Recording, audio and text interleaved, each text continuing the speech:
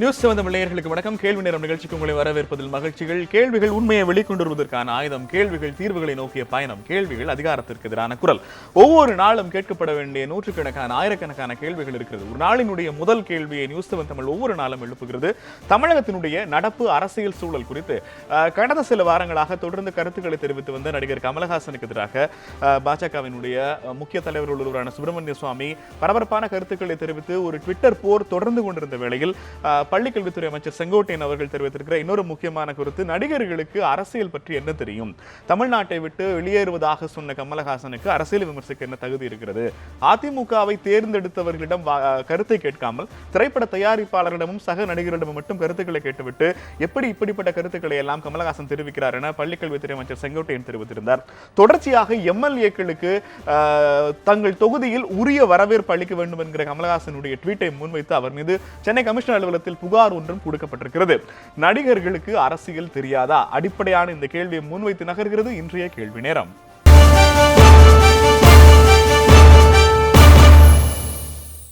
இந்த நிகழ்ச்சியில் நம்மோடு பங்கேற்க இருக்கிற கருத்தாளர்களை உங்களுக்கு அறிமுகப்படுத்துகிறோம். பாரதிய ஜனதா கட்சியிலிருந்து மூத்த தலைவர் நாராயணன் அவர்கள் நம்மோடு இணைந்திருக்கார். வணக்கம் சார். பாமகவிலான சட்டமன்ற உறுப்பினர் கணேஷ் அவர்கள் நம்மோடு இணைந்திருக்கார். வணக்கம் கணேஷ். இதே போல திரைப்பட நடிகர் ஜீவா அவர்கள் நம்மோடு இணைந்திருக்கிறார். வணக்கம் ஜீவா. கூடுதலாக சில சிறப்பு விருந்தினர்கள் நம்மோடு இணைய இருக்கிறார். ஜீவா, உங்ககிட்ட இருந்து ஆரம்பிக்கலாம். நடிகர்களுக்கு அரசியல் பற்றி என்ன தெரியும்? இல்லை, இப்போ சமீபத்தில் அமைச்சர் செங்கோட்டையன் அவர்கள் சொன்ன கருத்து ஒரு வேடிக்கையான ஒரு கருத்தாக தான் எல்லாராலையும் பார்க்கப்படுது. காரணம் என்னென்னா, அவருடைய கட்சி தலைவரும் தலைவியுமே நடிகர்கள் தான்றதை முதல்ல அவர் நினைவில் கொள்ள வேண்டும் அப்படின்றது என்னுடைய கருத்து.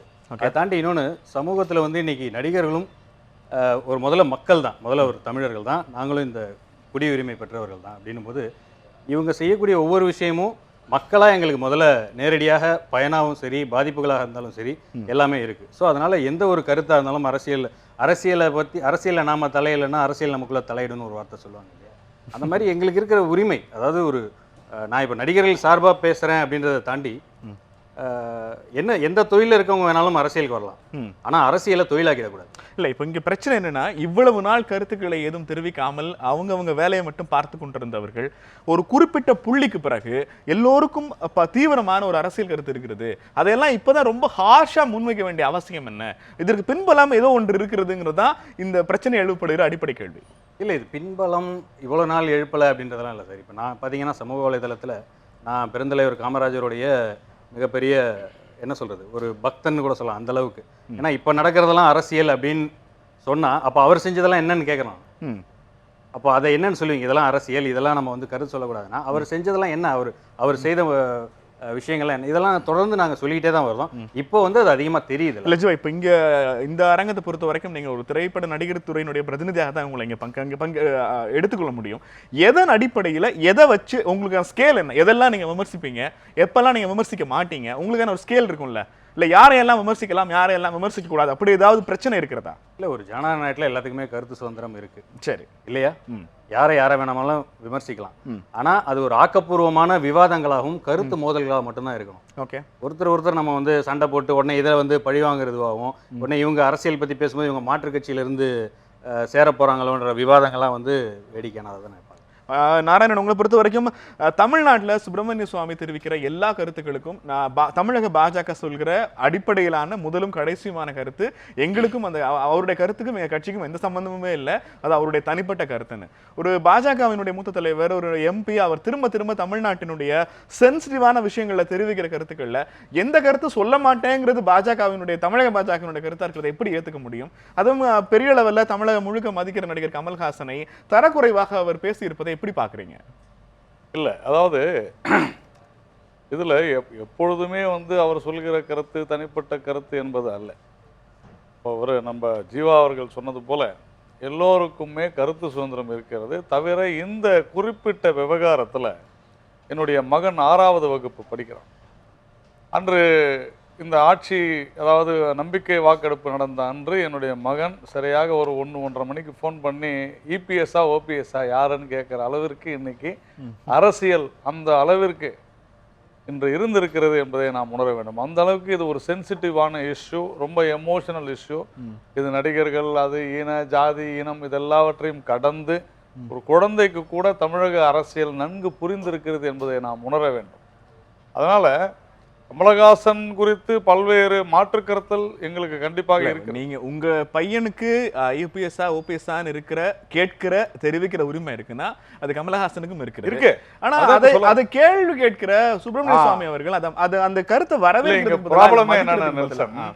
கமலஹாசனுக்கு எந்த அளவுக்கு உரிமை இருக்கிறத நான் ஏற்றுக்கொள்கிறேன். உரிமை இருக்கிறது, அவர் கருத்துக்களை சொல்வதற்கு உண்டான அத்தனை உரிமை இருக்கிறது. அதே போல அவரை விமர்சிப்பதற்கும் சுப்பிரமணிய சுவாமி அவர்களுக்கு உரிமை இருக்கிறது. இல்ல இப்ப ஆனால் அது சரியா தவறான்றத நீங்க வந்து அரசியல் நிகழ்வுகளை விமர்சிக்கிற போது தனிநபராக முதுகெலும் இல்லாதவங்கிற மாதிரியான வார்த்தையை பயன்படுத்துறது நாகரிகம். இந்த மாதிரி நாகரிகம் இப்ப சுப்பிரமணிய சாமி சொல்றது மட்டும்தான் இருக்குதா? இது வரைக்கும் அந்த மாதிரி யாருமே வந்ததே இல்லையா? சொல்லுங்க. எவ்வளவு கிட்டத்தட்ட 50 வருடங்களாக அநாகரிகமான சொற்களைத்தான் தமிழ்நாட்டுல அரசியல்ல பாத்துக்கிட்டு இருக்கிறோம். இல்லன்னு நம்மளால மறுக்க முடியுமா?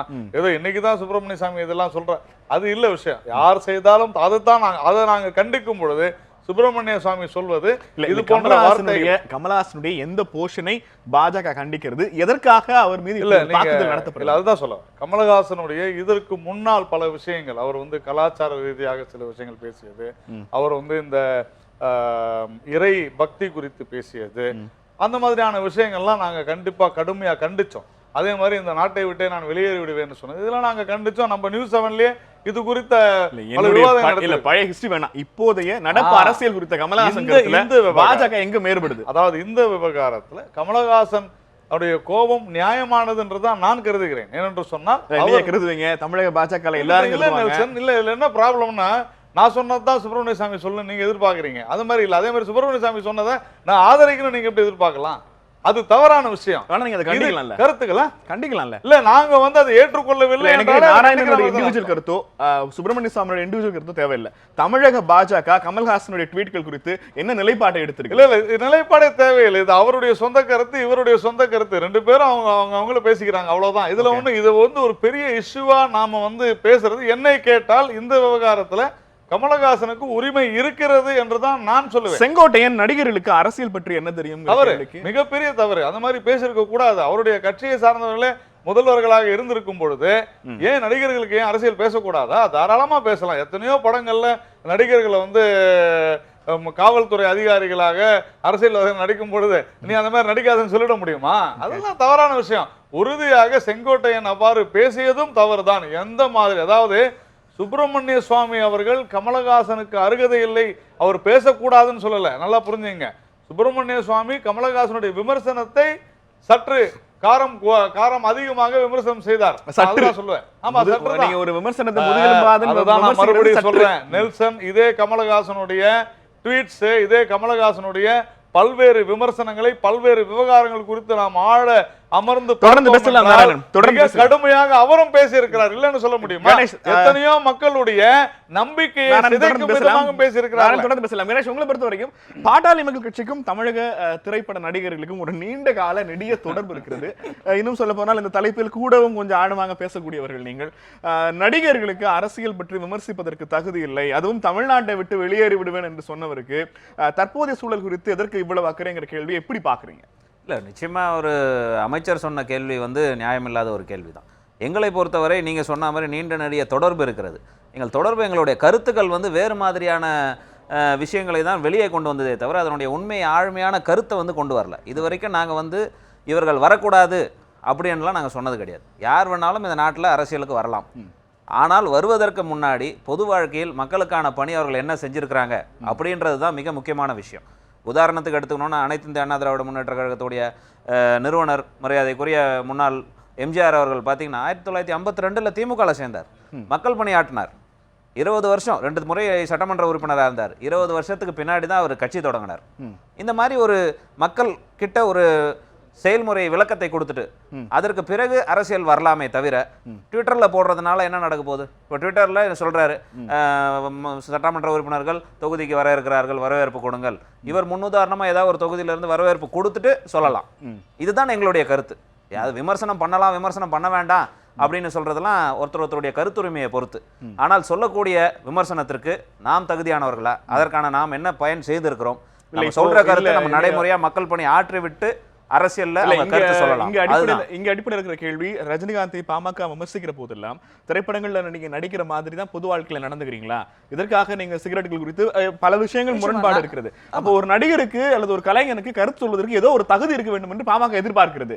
இதே விஷயத்தை சுப்பிரமணிய சாமி எதிர்பார்க்கிறார். நீங்க ரெண்டு பேரும் எந்த புள்ளியில வேறுபடுறீங்கன்னு சொல்லுங்க. அதாவது ஒரு விஷயம் நீங்க புரிஞ்சுவாங்க, சுப்பிரமணிய சாமி எங்க கூட கம்பேர் பண்ணாதீங்க தயவு செய்து. அதாவது மரியாதைக்குரிய அண்ணன் நாராயணன் அவர்களுக்கு சொன்னாங்க கருத்துரிமை இருக்குன்னு. அவங்களுக்கு அவர் வந்து மிகப்பெரிய ஒரு அறிவு சார்ந்த புத்திசாலியா இருக்கலாம், நாடாளுமன்ற உறுப்பினராக இருக்கலாம். யார் எங்களை பொறுத்த வரைக்கும் பெருமான், நான் சொல்லிடுறேன், இந்தியாவில் பிறந்த ஒவ்வொருவருக்கும் கருத்து சொல்ல ஒரு உரிமை இருக்கிறது. ஆனால் அந்த கருத்தை சொல்வதற்கு உங்களுக்கு என்ன தகுதி இருக்குன்னு ஒரு கேள்வி நீங்க எழுப்புறீங்கங்கறத என்னோட கேள்வி. சொல்றேன் இல்லீங்களா, நாங்க அந்த மாதிரி கேள்வி நாங்க எழுப்பின கேள்வி நான் சொல்லிடுறேன். சுப்பிரமணிய சாமி அவர்களை பொறுத்தவரை நாங்கள் இல்ல, பொதுவாக பெரும்பான்மையான தமிழர்கள் அவரை ஒரு ஜோக்கரா தான் நாங்க பாக்குறோம். அவருடைய கருத்துக்கெல்லாம் நாங்க பெரிய அளவுல ஒரு மதிப்பு கொடுக்கக்கூடிய நாங்க அன்புமணி எப்படி பாக்குறோம், நீங்க பாருங்க சார், இதுதான் அத சொல்றேன்.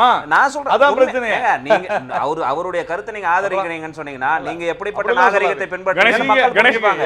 கணேஷ், இங்க அடிப்படையில ஒரே ஒரு கேள்வி. நான் சொல்றேன், ஒரு கலைஞன் ரஜினிகாந்த் அவருடைய பிரச்சனைகள் வந்த பொழுது ஒரு கலைஞன் ஒரு கருத்தை, பொது கருத்தை, ஒரு சமூகம் பற்றிய பார்வையை சொல்வதற்கு அவருக்கு என்ன தகுதி வேண்டும் என்று பாமக நினைக்கிறது. அவ்வளவுதான். நான் ஒரே தகுதி தான். அந்த கருத்தை அவர் முன்வைக்கும் பொழுது அந்த கருத்துக்கு ஏற்பது போல் அதற்கு முன்னால் அவர் நடந்து காட்டியிருக்க வேண்டும். முன்னுதாரணமாக இருக்க வேண்டிய மக்களுக்கு. அதே போல் தான் சொல்கின்ற கருத்து மக்களை எந்த விதமான பாதிப்புக்கும் உள்ளாக்காமல் நல்வழியை, நன்னறியை கற்றுக் கொடுக்கக்கூடிய ஒரு கருத்தாக இருக்க வேண்டும். இதை தான் நாங்கள் ரஜினிகாந்த் கிட்டே முன்மொழிந்தோம். அவரை கருத்து சொல்ல வேண்டாம்னு சொல்லல, சிகரெட் பிடிக்காதீங்கன்னு சொன்னோம். ஏன்னா உங்களை பார்த்து 10 பசங்க சிகரெட் பிடிக்கிறாங்க, இளைஞர்கள் கெட்டு போறாங்க, பிடிக்காதீங்கன்னு சொன்னோம். அதுதான், அதை வந்து அவர்கள் தவறாக புரிந்து கொண்டதனுடைய விளைவு தான். தொடர்ந்து பேசலாம் கணேஷ். இந்த நிகழ்ச்சியில் நம்மோடு கூடுதலாக இணைந்திருக்கிறார் திரைப்பட இயக்குனர் நடிகர் கரு பழனியப்பன் அவர்கள். அவர்கள் இந்த நிகழ்ச்சிக்கு வரவேற்கிறோம். கரு பழனியப்பன் சார், தமிழ்நாட்டில் திரைப்பட நடிகர்களுக்கு அரசியல் குறித்து கருத்து சொல்வதற்கு என்ன தகுதி இருக்கிறது? அதுவும் ஒரு பிரச்சனையில் தமிழ்நாட்டை விட்டு வெளியேறுவேன் என்று சொன்னவருக்கு தமிழக அரசியல் சூழல் குறித்து எப்படி பேசுகிறார் என்று கல்வி அமைச்சர் செங்கோட்டையன் கேட்டிருக்கிறார். இதுவரை இந்த கேள்விக்கு போறதுக்கு முன்பாக மறைந்த முதல்வர் ஜெயலலிதா அவர்களுடைய உடல்நலம் குன்றி அப்பல்லோ மருத்துவமனைக்கு போவதற்கு முன்பும் பின்பும் நான் அது ரெண்டா பிரிக்கிறேன். அதற்கு முன்பாக தமிழகத்தினுடைய அரசியல் சூழல் குறித்து எத்தனை தமிழக கலைஞர்கள் தங்களது பொது கருத்தை வெளியில வந்து சொல்லியிருக்கிறாங்க. அதற்கு பிறகு இப்ப நிறைய பேர் சொல்லிட்டு இருக்காங்க. இந்த புள்ளிக்கு பிறகுதான் திரைப்பட கலைஞர்களுக்கு இந்த பொது கருத்து அல்லது விமர்சனம் வைக்கிறதுக்கான வாய்ப்பு இருக்கிறதா? இப்போது அது தொடர்ச்சியாக உந்து தெள்ளப்படுவதும் அது குறித்த ஒரு பெரிய காரசார விவாதங்கள் நடக்கிறதுக்கு எல்லாமே பொலிட்டிக்கல் சினாரியோ காரணம்னு நினைக்கிறீங்களா? பொலிட்டிக்கல் சினாரியோ தான் காரணம், அதுவும் சந்தேகமே இல்லை. அதாவது நீங்கள் அப்பல்லோவுக்கு முன்பின்னு சொல்றதை விடவும் செல்வி ஜெயலலிதாவுக்கு முன்பின்னு சொல்லணும். அவ்வளோதான். அவங்க இருந்திருந்தாங்கன்னா அந்த பேச்சு எதுவுமே பேசே வந்திருக்காது, யாருமே பேசியிருக்க போகிறதில்ல, பொதுவாகவே பேசுறது இல்லை. ஒரு பெரிய ஒரு அச்சம் ஒன்று இருந்துச்சு. அது பொதுவாக வந்து என்னென்னா, மத்திய அரசாங்கம் வச்சிருந்த, மத்திய அரசாங்கம்னா இன்றைக்கு இருக்க பாஜக அரசாங்கம் சொல்லலை, பொதுவாக மத்திய அரசாங்கம் வச்சிருந்த யுக்தி அது அச்சப்படுத்தி அரசியல் நடத்துவதுங்கிறது. விவாதிக்கக்கூடாது, எதையும் பயமுறுத்தியாக நடத்துறது அப்படிங்கிறத வந்து அதற்கு பிறகு அதிமுக தலைமையில் ஜெயலலிதா அவர்கள் தலைமையாக இருக்கும் பொழுது அது வருது. அச்சப்படுத்தி அரசியல் நடந்துச்சு, யார் பேசக்கூடாது, அதெல்லாம் செய்வோம். எங்களுக்கு தெரியும். ஜெயலலிதா மட்டும் சொன்னீங்கன்னா திமுக தலைவர் கருணாநிதி பங்கேற்ற நிகழ்ச்சியில அஜித் வந்து எங்களை கட்டாயப்படுத்தலாம். நம்ம சரியா சொல்றோம். உங்களுக்கு எப்படின்னா, எம்ஜிஆர் கருணாநிதின்னு 2 பேர் இருந்த பொழுது இந்த குழப்பம் இல்லை. எம்ஜிஆர் ரொம்ப ஆளுமையான ஒரு ஆளாக இருந்தார். இருக்கும் பொழுது அவருக்கு எதிரான படங்கள் இருந்துச்சு. மக்கள் கலைஞர்கிற பேரில் ஜெய்சங்கரால் இங்கே பொழைக்க முடிஞ்சிச்சு. சந்திரசேகர் நேர் எதிராக தூக்கு மேடை படத்தை பொழைக்க முடிஞ்சிச்சு. மணிவண்ணன் அவர்கள் பாலின ரோஜாக்கள் படம் எடுத்து பொழைக்க முடிஞ்சிச்சு. எதிர்கருத்து வைக்க முடிஞ்சிச்சு. அது தப்புன்னு சொல்ல முடிஞ்சிச்சு. பொலிட்டிக்கல் ஃபிலிமே இல்லை கடந்த 15 வருஷமா தமிழ் சினிமாவில். எப்படி ஜெயலலிதா தான் காரணம் சொல்றீங்க? இல்லை, அதை வருகைக்கு அப்புறம் தான் கலைஞர் கருணாநிதி அவர்களும் அதே நிலைப்பாடு எடுக்கிறது. அதுக்கு முன்னாடி அவர் அது இருக்கலையே, எது இருந்துச்சு, முகமது பின் துக்ளக் வந்துச்சு. நீங்க அதெல்லாம் சேர்த்து பார்க்கணும். நம்ம அது ஒரு பேசுவாங்க, செய்வாங்க, அவங்க நடத்துவாங்க, அது ஒரு அரசியல் பேசலாம், அவனுக்கு வேற வேலை இருக்கு, அது கூட போயிடுவாங்கன்னு இருந்துச்சு. அதுக்கப்புறம் இவர்களுக்கு பின்னாடி தான் ரொம்ப காலமா பேசாம இருந்துட்டு இப்ப எல்லோரும் என்ன நினைக்கிறாங்கன்னா, இந்த மாணவர்கள் மெரினா போராட்டத்துக்கு பிறகு அதுக்கப்புறம் எல்லாரும் என்ன நம்புறாங்கன்னா, ஓ சின்ன பையன்களே மேல வந்துட்டாங்க, அப்ப நம்மளும் வர்றதுக்கு வாய்ப்பு இருக்கு போலன்னு எல்லாம் நம்புறாங்க. இங்க ஒரு வேக்யூம் இருக்கதா எல்லாரும் நினைக்கிறாங்க. வேக்யூம் இல்ல. அப்படியே இருந்தாலும் அந்த இடத்த இவங்க ஃபீல் பண்ண போறது இல்ல. யாரெல்லாம் ஃபீல் பண்ண நினைக்கிறாங்களோ, லாரன்ஸ் தொடங்கி கமல்ஹாசன் வரை யாருமே ஃபீல் பண்ண முடியாது. அதுக்கு ஒரு தான் வருவான் தனியா. அப்படிதான் நான் நம்புறேன். அது மாறக்கூடும், மாறலாம், அதெல்லாம் வேற சொல்ற மாதிரி. இனிமே பிறந்தா வளர்ந்துருக்க போறான், பிறந்திருப்பான், என்ன வரல அல்லது பிறந்திருப்பான், நம்ம என்ன பார்க்கல, அவ்வளவுதான். அதுதான் காரணம். அது அப்ப இப்போ ஒரு இடம் இருக்கும் பொழுது எல்லோரும் அதே நிலைப்பாடு எடுக்க முயற்சி பண்றாங்க. எடுக்கும் பொழுது ஒரு கேள்வி என்ன வருதுன்னா, இவர்கள் எல்லாம் இவ்வளவு நாள் என்ன செஞ்சாங்கன்னு உடனே வந்து அப்படி இடது கை வீச்சா நம்ம அவர்களை ஒதுக்க வேண்டாம்னு நான் நினைக்கிறேன். இல்ல, பேசிட்டு இப்ப இந்த கேள்விக்கான அடிப்படை நோக்கமே இதுவரை நீங்க எந்த விஷயங்கள் எல்லாம் பொது கருத்து சொன்னீங்கன்னா உங்க திரைப்படம் சம்பந்தமான, தேர்தல் சம்பந்தமான, வெளியீடு சம்பந்தமான விஷயங்களை மட்டும் சொல்லிட்டு இருந்தீங்க. இப்ப திடீர்னு நீங்க ஒரு அரசியல் விமர்சனத்தை முன்வைக்கிற போது இதற்கு பழக்கப்பட்ட அரசியல்வாதிகள் அதுக்கு எப்படி ரியாக்ட் பண்ணுவாங்கன்னு உங்களுக்கு தெரியும் இல்லையா? இப்ப செங்கோட்டையனுடைய அந்த விமர்சனத்தை அப்படிதான் நீங்க எடுத்துக்க முடியும் இல்லையா? இல்ல அது என்ன, நீங்க அவர் பேசட்டும், நீங்க எதிர்க்கிறது சொல்லுங்க. நீ ஓடி போறேன்னு சொன்னவர் தானே அப்படின்னு சொல்லக்கூடாது. அதாவது திரு கமலஹாசன் அவர்கள் சொல்றாங்க, இந்த நேரடியாக அவங்க வந்து சசிகலா அவர்களை எதிர்க்கிறாங்க, அவ்வளவுதானே. ஓபிஎஸ் ஆதரிக்கிறாங்க, சசிகலாவை எதிர்க்கிறாங்க. இல்ல, அவர் சசிகலாவை எதிர்க்கிறதா கூட சொல்லல, ஓபிஎஸ் அவர்களை ஆதரிக்கிறதா கூட ஸ்ட்ரைட்டா சொல்லல. ஆனா ஒரு இன்னமும் ஏதோ ஒரு விதமான நீங்க உங்க தொகுதிக்கு வர எம்எல்ஏக்களுக்கு எல்லாம் பார்த்து சிறப்பான வெல்கம் பண்ணுங்க அப்படிங்கிறது எதை நோக்கிய கேள்வி. கமலஹாசன் போல பேசாதீங்க, ஏன் இவ்வளவு குழப்பமா, தெளிவா பேசிடுவோம், கிரேவே வேண்டாம், பிளாக்கா ஒயிட்டா. இந்த கேள்வியை நான் நெல்சன் கேட்க முடியாது. அதான் சார் கமலஹாசனுடைய இல்ல சார், நம்ம புரிஞ்சுக்குவோம், நம்ம பிட்வீன் ரைட்ஸ் புரிஞ்சுக்குவோம் சார். ரொம்ப சிம்பிள். கமலஹாசனுடைய ட்வீட் உங்கள் தொகுதிக்கு வருகிற எம்எல்ஏக்களுக்கு சிறப்பான ஒரு வரவேற்பு கொடுங்க அப்படின்னா அந்த கேள்விக்கு அர்த்தம் என்ன? இல்ல சார், அதுக்கு முந்தின ட்வீட் என்ன சொல்லுதுன்னா, திருடேன்னு கத்துனா நீங்க வந்து திரும்பி பார்க்காம வந்து ஓடணும் அப்படின்னு ஒண்ணு சொல்றாரு. யார சொல்றாரு? அது சொல்லிட வேண்டியதானே. நெல்சனுக்கும் கருப்புள்ளைக்கும் தயக்கம், கமல் அவர்களுக்கும் தயக்கம் இருக்க வேண்டியதான், மறைமுகமா சொல்ல வேண்டியதான். அவர் கிளியரா சசிகலாவை எதிர்க்கிறார். ஓபிஎஸ் சிறப்புங்கிறார் அவர், அவ்வளவுதான் அவருடைய ஸ்டாண்ட், இன்னைக்கு இருக்க ஸ்டாண்ட். அதை ஒட்டி தான் முன்னும் பின்னுமா வேற வேற வார்த்தைகள்ல பேசுறாரு. சரியா? அதுல நம்ம குழப்பமே வச்சுக்க வேண்டாம். இது எதுக்காக சொல்ல வரேன்னா, அந்த இடத்துக்கு வரும்பொழுது செங்கோட்டையன் அவர்கள் இதை கடுமையாக எதிர்க்க வேண்டிய நிலைப்பாடு இருக்காரு. ஏன்னா அவருக்கு ஒரு நிலை இருக்குல்ல, ஸ்டாண்ட் இருக்குல்ல. அவர் கருப்பு பண்ணல செங்கோட்டையன் அவர்கள், அவருக்கு சரியோ தப்போ அவர் திருப்பதி சசிகலாவை ஆதரிச்சு பேச வேண்டிய கட்டாயம் இருக்கு அவருக்கு, இல்லையா? கணேஷ் அவர்களுக்கு இருக்கு, நாராயண் சாருக்கு இருக்கு, எல்லாருக்கும் ஒரு ஸ்டாண்ட் இருக்குல்ல, அதை ஒட்டி தான் பேசணும். என்னை போல இந்த பக்கம் சரி அந்த பக்கம் சரி பேச முடியாது. அப்ப செங்கோட்டையன் கமலஹாசன் எதிர்க்கிறார். என்ன சொல்லிக்கணும் கமலஹாசன் செங்கோட்டையன் அவர்கள்னா, சரிங்க இன்னைக்கு எல்லாம் குற்றவாளின்னு சொல்றீங்களே, போன வருஷம் வந்து நீங்க எல்லாம் உண்ணாவிரதம் இருந்தீங்களே, அன்னைக்கு உங்களுக்கு தெரியாதா குற்றவாளின்னு அப்படின்னு கேட்டிருந்தா அதுக்கு கமலஹாசன் பதில் சொல்லுங்க. கமலஹாசன் அவர்களே அந்த உண்ணாவிரதத்துல கமலஹாசன் கலந்துக்கல. நானும் கலந்துக்கல.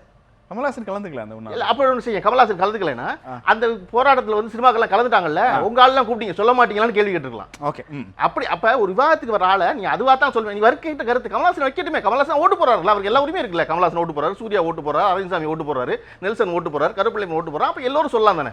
இந்த ஊர்ல ஒரு டாக்டர் சொல்லலாம், ஒரு டைரக்டர் சொல்லலாம்னா நடிகரும் சொல்லலாம் இல்லங்க. நம்ம ஏன் நடிகர்னு பார்க்கணும்? நீங்க அரசியல்வாதிகள் தங்களுக்கு வசதியான, தங்களுக்கு வாய்ப்பான விஷயங்கள்ல மட்டும் கவனம் செலுத்துறாங்க, அங்க மட்டும் ஓட் கேன்வாசிங் பண்றாங்க, அங்க ஒரு பாப்புலிஸ்ட் மைண்ட் அறுவடை செய்யறாங்க. இதெல்லாம் நீங்க அரசியல்வாதிகள் மேல ஒரு குற்றச்சாட்டா வச்சீங்கன்னா, நடிகர்கள் மத்தியிலும் இப்ப அதே மாதிரியான ஒரு கருத்து, தங்களுக்கு தோதான, தங்களுக்கு வாய்க்கிற, தங்களால் எது முடியுமோ அந்த எல்லை வரைப்பு அவங்களும் போறாங்க. ரெண்டு பேருக்கும் என்ன பெரிய வித்தியாசம் ஒரு கலைஞருக்கும் அரசியல்வாதிக்கும்? இல்ல என்ன புரிய மாதிரி ஒரு வேளை சொல்லுங்க. அரசியல்வாதிகள் அவங்களுக்கான அஜெண்டா ஒண்ணு வச்சு அந்த அஜெண்டாவுக்கு ஆட்களை திரட்டுறது, அதற்கு மக்களை தகுதிப்படுத்துறது ஒரு விஷயத்தை செஞ்சுக்கிட்டு இருக்காங்க.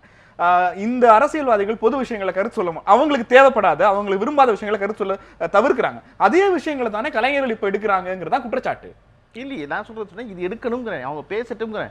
கமலஹாசன்ங்கிற நடிகர் பேசுவது போல ஒரு டாக்டர் பேசட்டும், வழக்கறிஞர் பேசட்டும், ஒரு ஓவியம் பேசட்டும், கவிஞன் பேசட்டும், எல்லாரும் பேசட்டும்.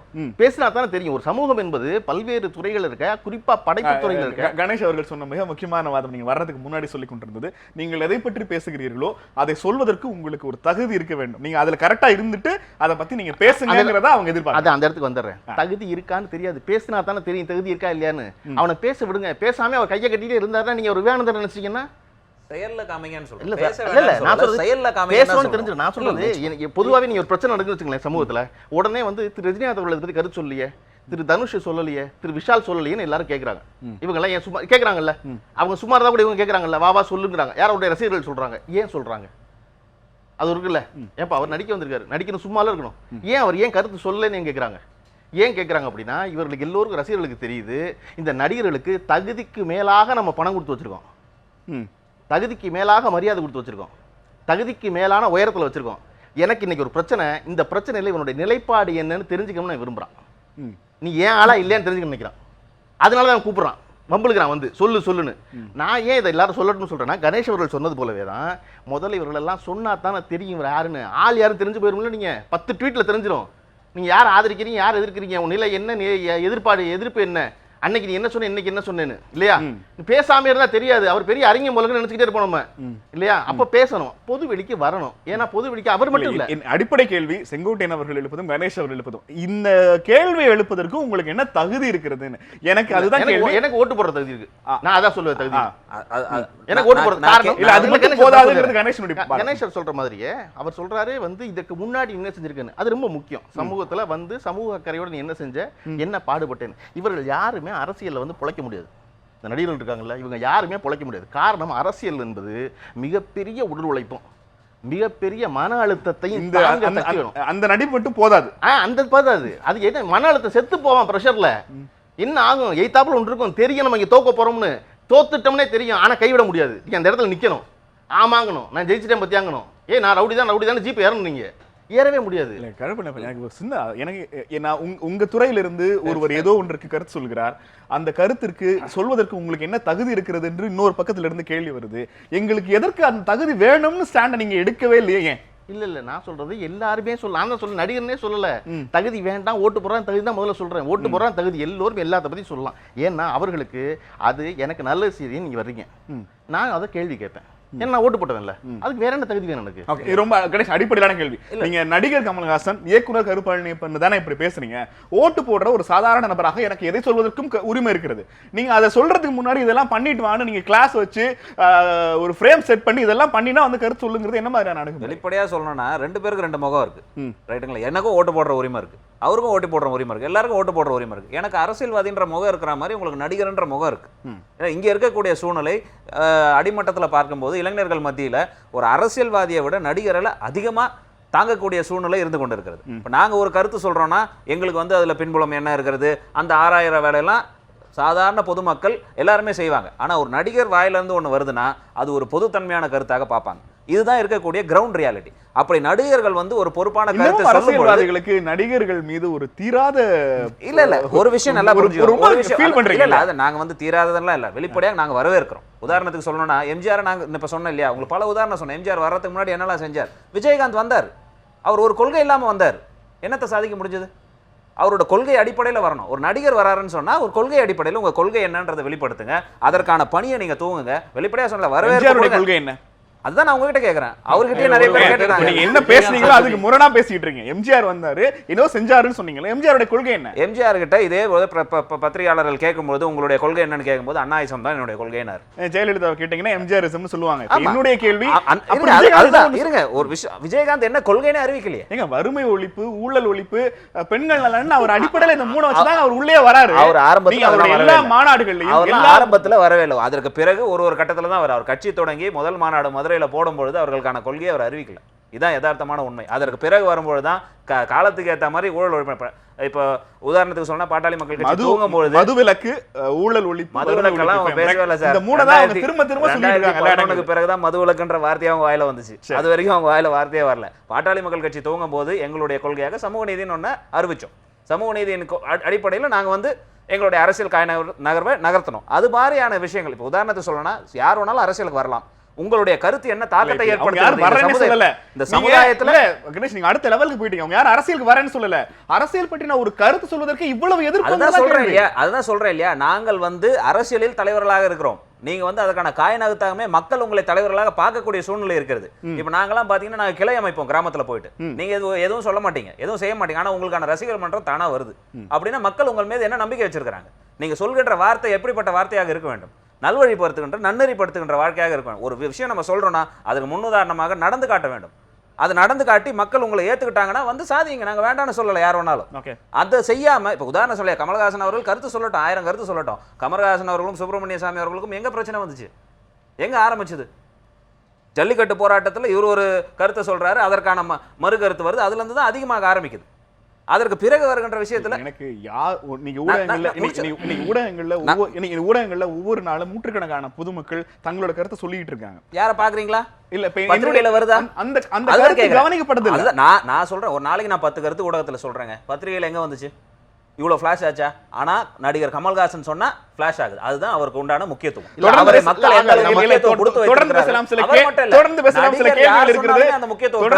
சில கேள்விகள் இருக்கிறது. அதிமுகவில் இருந்து செய்தி தொடர்பாளர் ராவடிக்குமார் அவர்களும் இணைய இருக்கிறார்கள். கேள்வி நேரம் ஒரு சிறிய இடைவேளைக்கு பிறகு.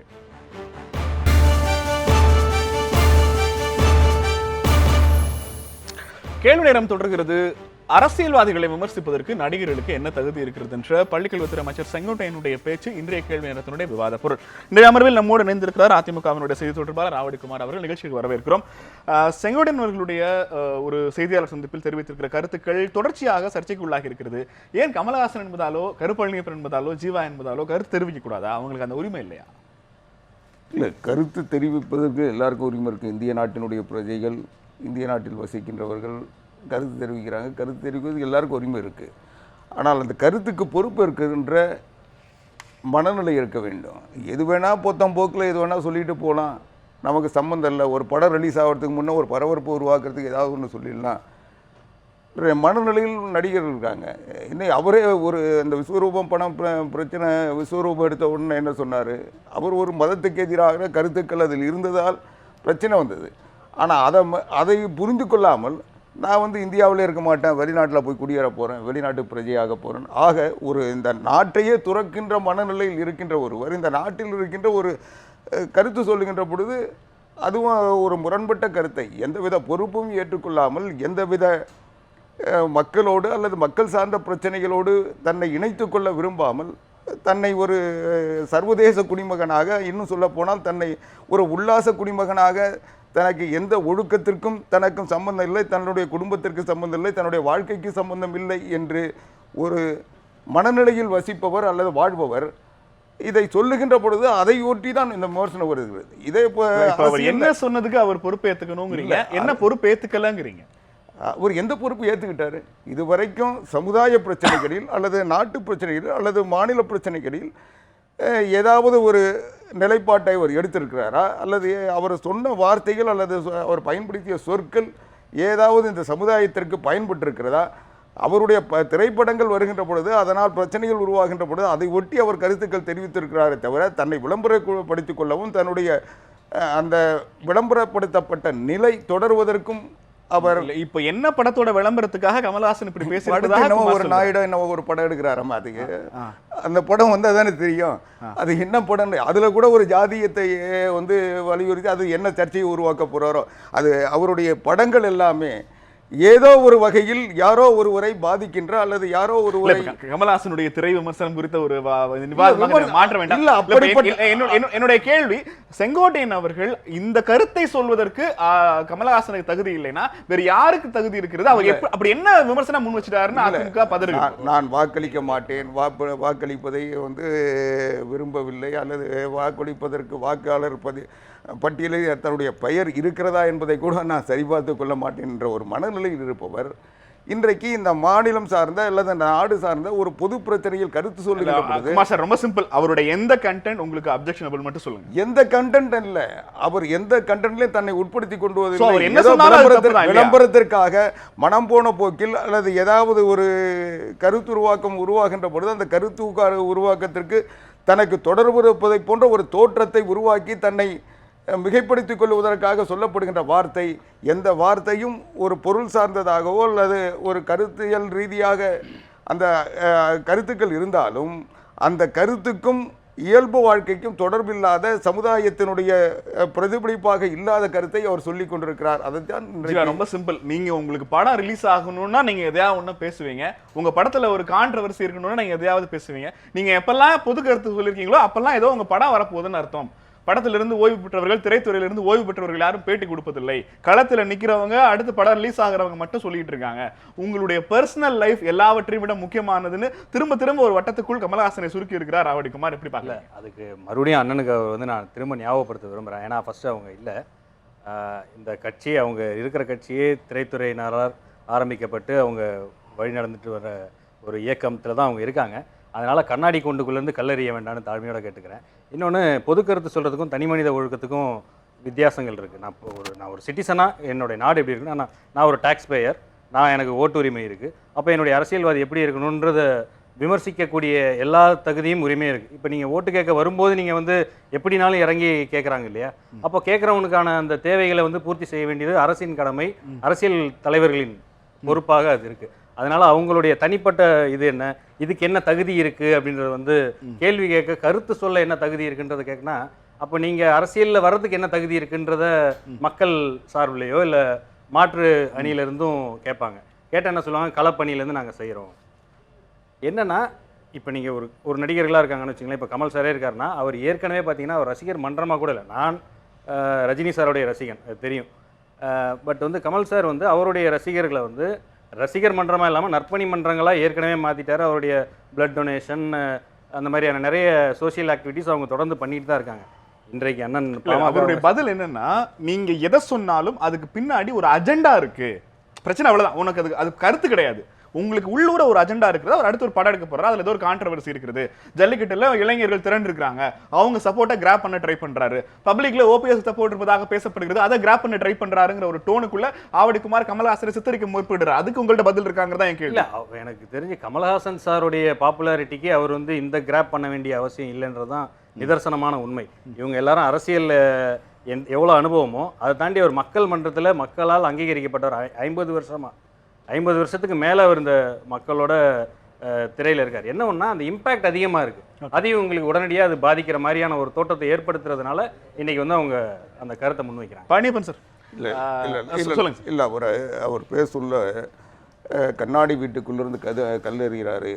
எங்களுடைய தலைவர்கள் அனைத்து இந்திய அண்ணா திராவிட முன்னேற்ற கழக தலைவர் திரைத்துறையில் வந்தவர்கள் என்றார். நான் அதை முழுமையாக ஏற்றுக்கிறேன். புரட்சித் தலைவர் எம்ஜிஆர் அவர்களும் புரட்சித் தலைவர் அம்மா அவர்களும் முழுமையாக திரைத்துறையில் முழுமையாக தன்னை ஈடுபடுத்தி கொண்டவர்கள். ஆனால் அந்த திரைத்துறையில் இருந்த போது கூட அவர்கள் சமுதாயத்தின் பிரதிபலிப்பை அவருடைய திரைப்படங்களில் காட்டியது மட்டுமல்லாமல் இந்த அடித்தட்டு மக்களோடு பழகியவர்கள், அடித்தட்டு மக்களுடைய துன்பங்களை துயரங்களை புரிந்தவர்கள். அவர்கள் ஒவ்வொரு செயல்லையும் அது எடுபட்டது. இன்னும் சொல்ல போனால் புரட்சித் தலைவர் எம்ஜிஆர் அனைத்து இந்திய அண்ணா திராவிட முன்னேற்ற கழகத்தை உருவாக்குகின்ற போது 1972 சார் ரொம்ப சிம்பிள். எம்ஜிஆர் நீங்க தொடர்ந்து பேசுங்க. எம்ஜிஆர் அந்த தமிழ்நாட்டினுடைய அப்போதைய சூழலுக்கு தகுந்தார் போல் அந்த மக்களின் பிரச்சனைகளை தங்கள் படங்களில் பேசினாலும் நிகழ்ச்சிகளில் பேசினாலும் வரவேற்பீர்கள். கமலஹாசன் தற்போதைய அரசியல் சூழ்நிலையில் தமிழக மக்களின் மனநிலை பற்றி பேச சொல்ல வர்றது புரிஞ்சுங்க. புரட்சித் தலைவர் எம்ஜிஆர் 1972 கட்சி ஆரம்பித்தவுடன் அன்றைக்கு முதலமைச்சராக இருந்த கருணாநிதி சொன்னார், இது ஒட்டு காங்கிரஸ். வருமான வரித்துறையின் இவர் வரி கட்டல, வருமான வரித்துறையிலிருந்து இவர் மாட்டிக்கிட்டார். அதனால் இவர் வந்து வரி கட்டாத பணத்தை வரி கட்ட முடியாதனால மத்திய அரசாங்கம் இவருக்கு நெருக்குதல் தந்தது. அதனால தான் இவர் கட்சி ஆரம்பித்தார்னு நேரடியாக குற்றச்சாட்டு வச்சாங்க. அப்போது புரட்சித் தலைவர் நல்லா சரியாக ஞாபகம் இருக்குது. புரட்சித் தலைவர் எம்ஜிஆர் 1973 இதுக்கு விளக்கம் சொன்னார். ஆமாம், நான் வந்து வரி கட்டலை, கட்டலைன்னு என் மீது குற்றச்சாட்டு வருது. ஆனால் நான் வரி கட்டியிருக்கேன், கட்ட வேண்டியதுக்கு நான் கட்ட தயாராக இருக்கிறேன். ஆனால் கணக்கு காட்டலைன்னு சொன்னாங்க. கணக்கு காட்டலைன்னா காட்ட முடியலை. என்ன காரணம்னா, நான் திரைப்படத்தில் நடிக்கிறேன், நான் கேட்டால் எவ்வளவு பணத்தை வேண்டுமானாலும் எனக்கு சம்பளமாக தருவதற்கு தயாரிப்பாளர் தயாராக இருக்கிறார். ஆனால் என் படத்தில் பணியாற்றுகின்ற துணை நடிகர்கள், சாதாரண தொழிலாளர்கள், அவர்களுக்கு 10 ரூபாய் சம்பளம் கூட தருன்னா கேட்டால் கொடுக்கறதுக்கு மனசு வர்றதில்லை, கொடுக்க மாட்டாங்க. அதனால் நான் மொத்தமாக வாங்குகிறேன், அவங்களுக்கு என்னோடு உழைக்கின்ற அந்த தொழிலாளர்களுக்கு நான் தேவையானதை கொடுக்குறேன். அதனால் இது வந்து நான் கணக்கு காட்டுறதுல முரண்பாடு இருக்கு. ஆனால் நான் இதை செய்ய வேண்டிய நிலையை ஏன் உருவாக்குறீங்க? நான் கேட்டால் பல லட்சங்கள் தரது தயாராக இருக்கிற தயாரிப்பாளர் அதில் உண்மையாக உழைக்கின்ற அந்த தொழிலாளர்களுக்கு 10 ரூபாய் தர சம்பளம் கூடுதலாக தரணும்னா தரல.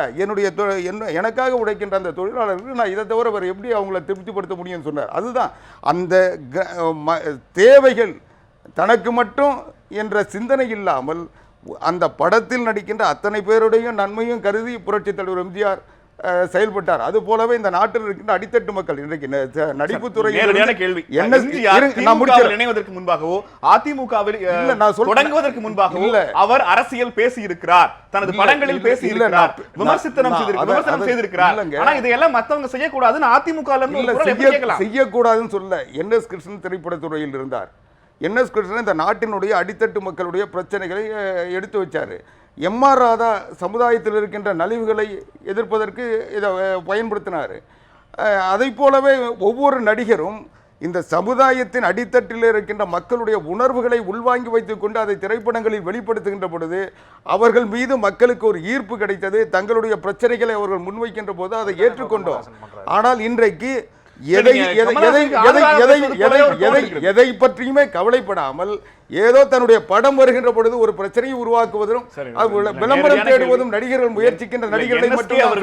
எம்.ஆர். ராதா குறித்தும் நீங்கள் சொன்ன அந்த வரிசையில் கமலஹாசன் சொன்னது எந்த இடத்துல பொருந்தாதுன்னு மட்டும் சொல்லுங்க. கமலஹாசன் தன்னுடைய கடந்த காலங்களை ஒப்பிட்டு அவர் எவ்வளவு நாள் திரைப்படத்துறையில் இருக்கிறாரு, அவருடைய இன்னும் சொல்ல போனா கமலஹாசன் இன்றைக்கு கருத்து சொல்றாரு. அதுக்கு அடிப்படை காரணம் ஏதோ ஒரு புரட்சித் தலைவி அம்மா மீது இருந்த வழக்கு, அந்த வழக்கில் சம்பந்தப்பட்ட மற்ற 3 பேர்கள் இருக்கிறார்கள், அவருடைய பின்னணியை வைத்து அவர் கருத்து சொல்றார். நான் கேட்கிறேன், இன்னைக்கு ஜெயலலிதா குறித்து எதுவுமே பேசலையா அவரு? அந்த வழக்குல இருக்குங்க. அந்த வழக்கு வந்து 1996 வழக்கு. இன்னும் சொல்ல போனால் புரட்சி தலைவி அம்மா 136 திரைப்படங்களில் நடித்தவர். அவர் வைத்திருந்த நகை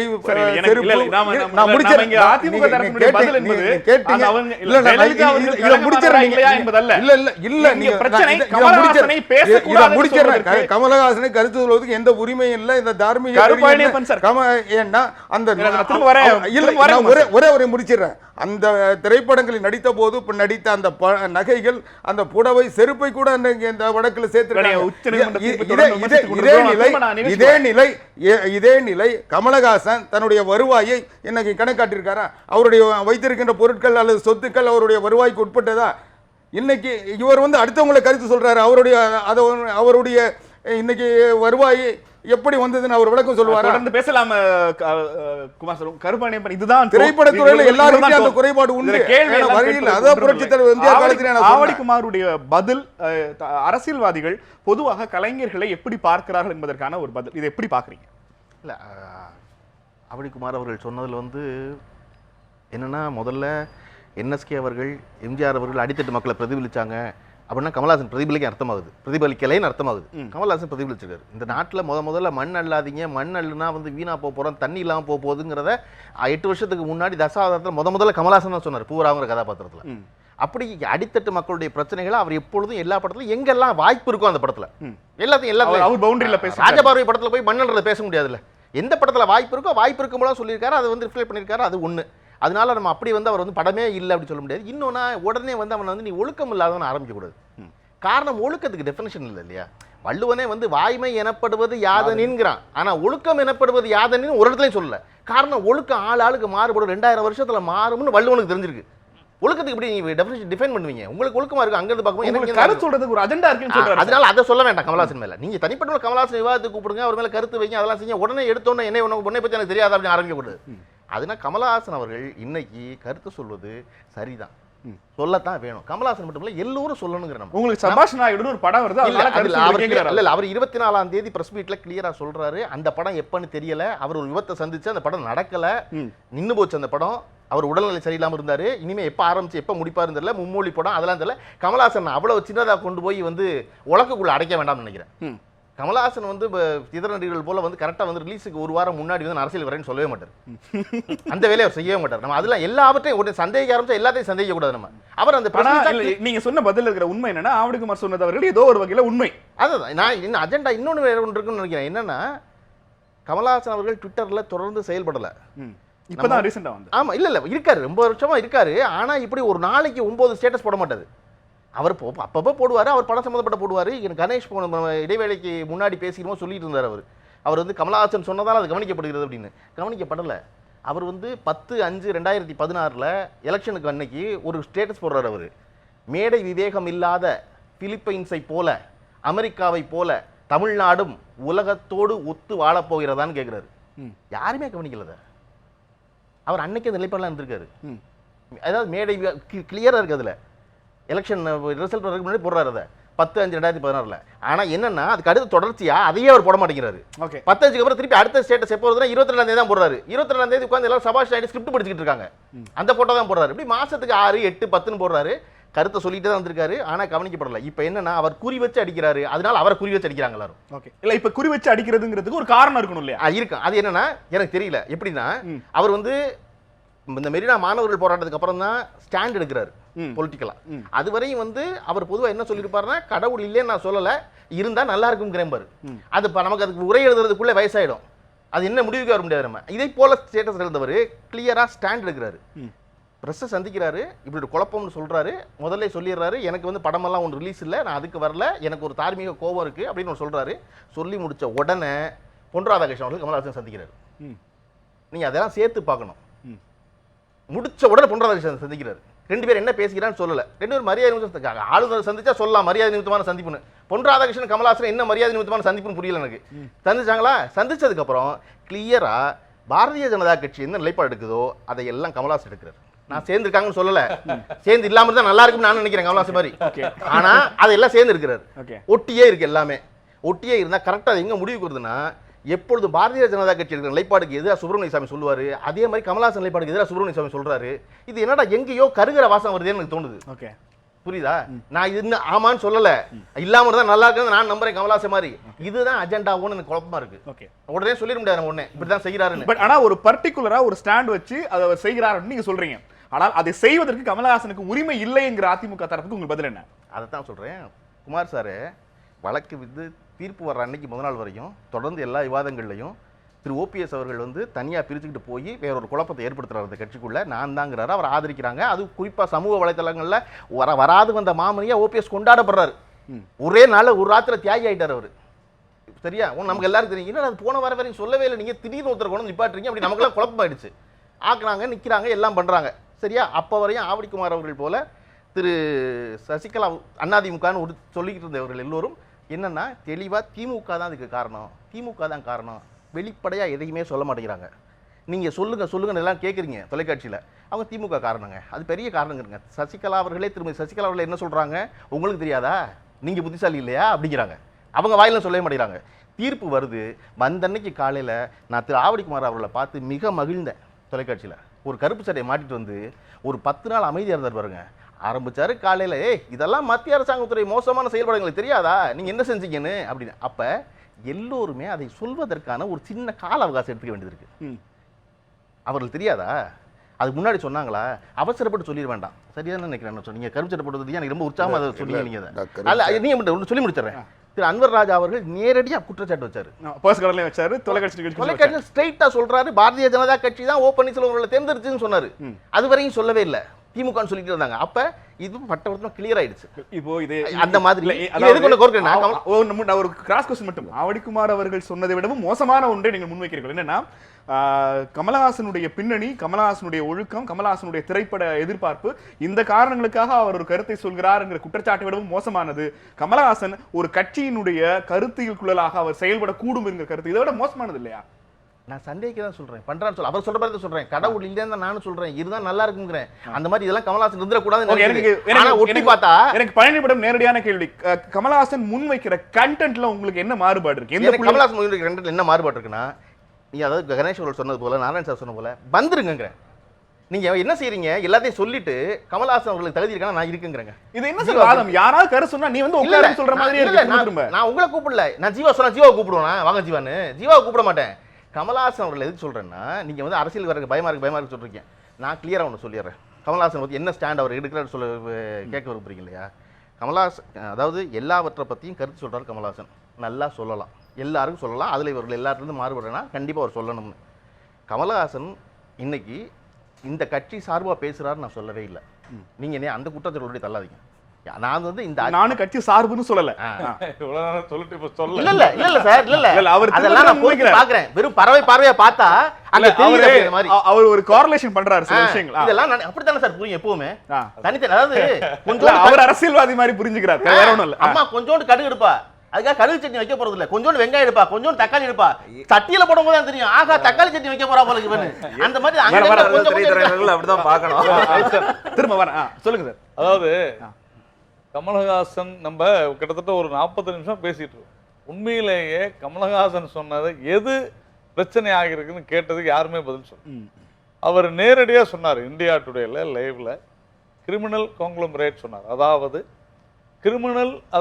குற்ற பின்னணி கொண்ட ஒரு கூட்டம் தமிழகத்தை இப்போது பிடித்திருக்கிறது அப்படின்னு நேரடியாகவே சசிகலா குறித்து நேரடியாக சொன்னார். அதுதான் ஃபேக்ட். அது பத்திரிகைகள்லையும் வந்தது, நம்ம ட்விட்டர்ல எல்லாத்துலேயுமே பார்த்தோம். நான் என்ன சொல்றேன், அதை வேண்டாதவர்கள், அதை விரும்பாதவர்கள் உறுதியாக அதற்கு எதிர்வினை ஆற்றத்தான் செய்வார்கள். இப்போ அதுதான் கரூர் பழனியப்பன் அவர்கள் சொல்கிறார். அவர் அதை சொல்லிட்டாரு, நீங்கள் இனிமேல் உங்களை அவரை டார்கெட் பண்ண தான் செய்வாங்க அப்படின்னு அவர் சொல்கிறார். இது எல்லாமே அது போலத்தான் இது கமலஹாசன் வந்து இது இப்போ இல்லை, நான் ஏற்கனவே சொன்னேன், கமலஹாசனுக்கு உரிமை இருக்கிறது. அவர் சொன்னதில் எனக்கு கருத்து ஒற்றுமை இருக்கிறதா, நான் ஏற்றுக்கொள்கிறேனா இல்லையான்றது ரெண்டாவது விஷயம். யார் ஏற்றுக்கொள்ளவில்லை அவர் எதிர்மறை ஆற்றுகிறார். இன்னைக்கு நான் கமலஹாசனுடைய அவர் சொன்னார் கமலஹாசனுடைய பதிவுகள் எதுவுமே வந்து கவனிக்கப்படவில்லைன்னு.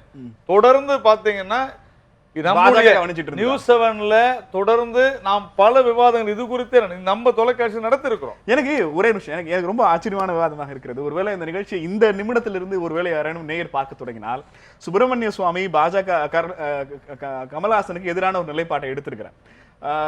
இப்போ இந்த நிகழ்ச்சியை பார்க்க ஆரம்பிக்கிறவங்க ஒருவேளை கமலஹாசனுடைய தலைப்பில் கருப்பழனியப்பன் கமலஹாசன் சொன்னது சரி, அதற்கு பின்னணி இல்லை என்று பேசக்கூடும், பாஜக நாராயணன் கமலஹாசனுக்கு பின்னணி இருக்கக்கூடும் என்று பேசக்கூடும் எதிர்பார்ப்பார்கள். நீங்க ஒரு மாதிரி புரிதலுடைய பிரச்சனை தான் இது. இப்ப அவர் என்ன சொன்னாரு, பொன்ராதாகிருஷ்ணன் பார்க்க கூடாதா கமலஹாசனை? இப்ப ப்ராப்ளம் பாருங்க, அவர் அங்க போனது அப்படிதான் பாக்குறாரு. கமலஹாசன் குறித்து மிக அதிக அளவிலான விமர்சனங்களை அவர் கேட்க விரும்பாத அல்லது கேட்க நினைச்ச ஒரு கேள்வி நான் கேட்டுறேன். தமிழகத்தில் சசிகலா அந்த குழுமத்திற்கு எதிராக இருக்கிற ஒரு மனநிலையை தொடர்ந்து ஊக்கப்படுத்துகிற ஒரு ட்ரிகர் பாயிண்டாக செயல்பட வேண்டும் என்று கமலஹாசன் நினைக்கிறார். அதற்கு பின்னால் பாஜக இருக்கிறதுங்கிறதா அவர் முன்வைக்கிற ஒரு தியரி. அவர் நினைப்பது எப்படி கமலஹாசனுக்கு ட்விட்டர்ல ட்வீட் பண்றதுக்கு உரிமை இருக்குன்னு சொல்றோமோ அது மேல கரூர் பழனியப்பன் அவர்கள் பேசுவதற்கு உரிமை இருக்கிறது.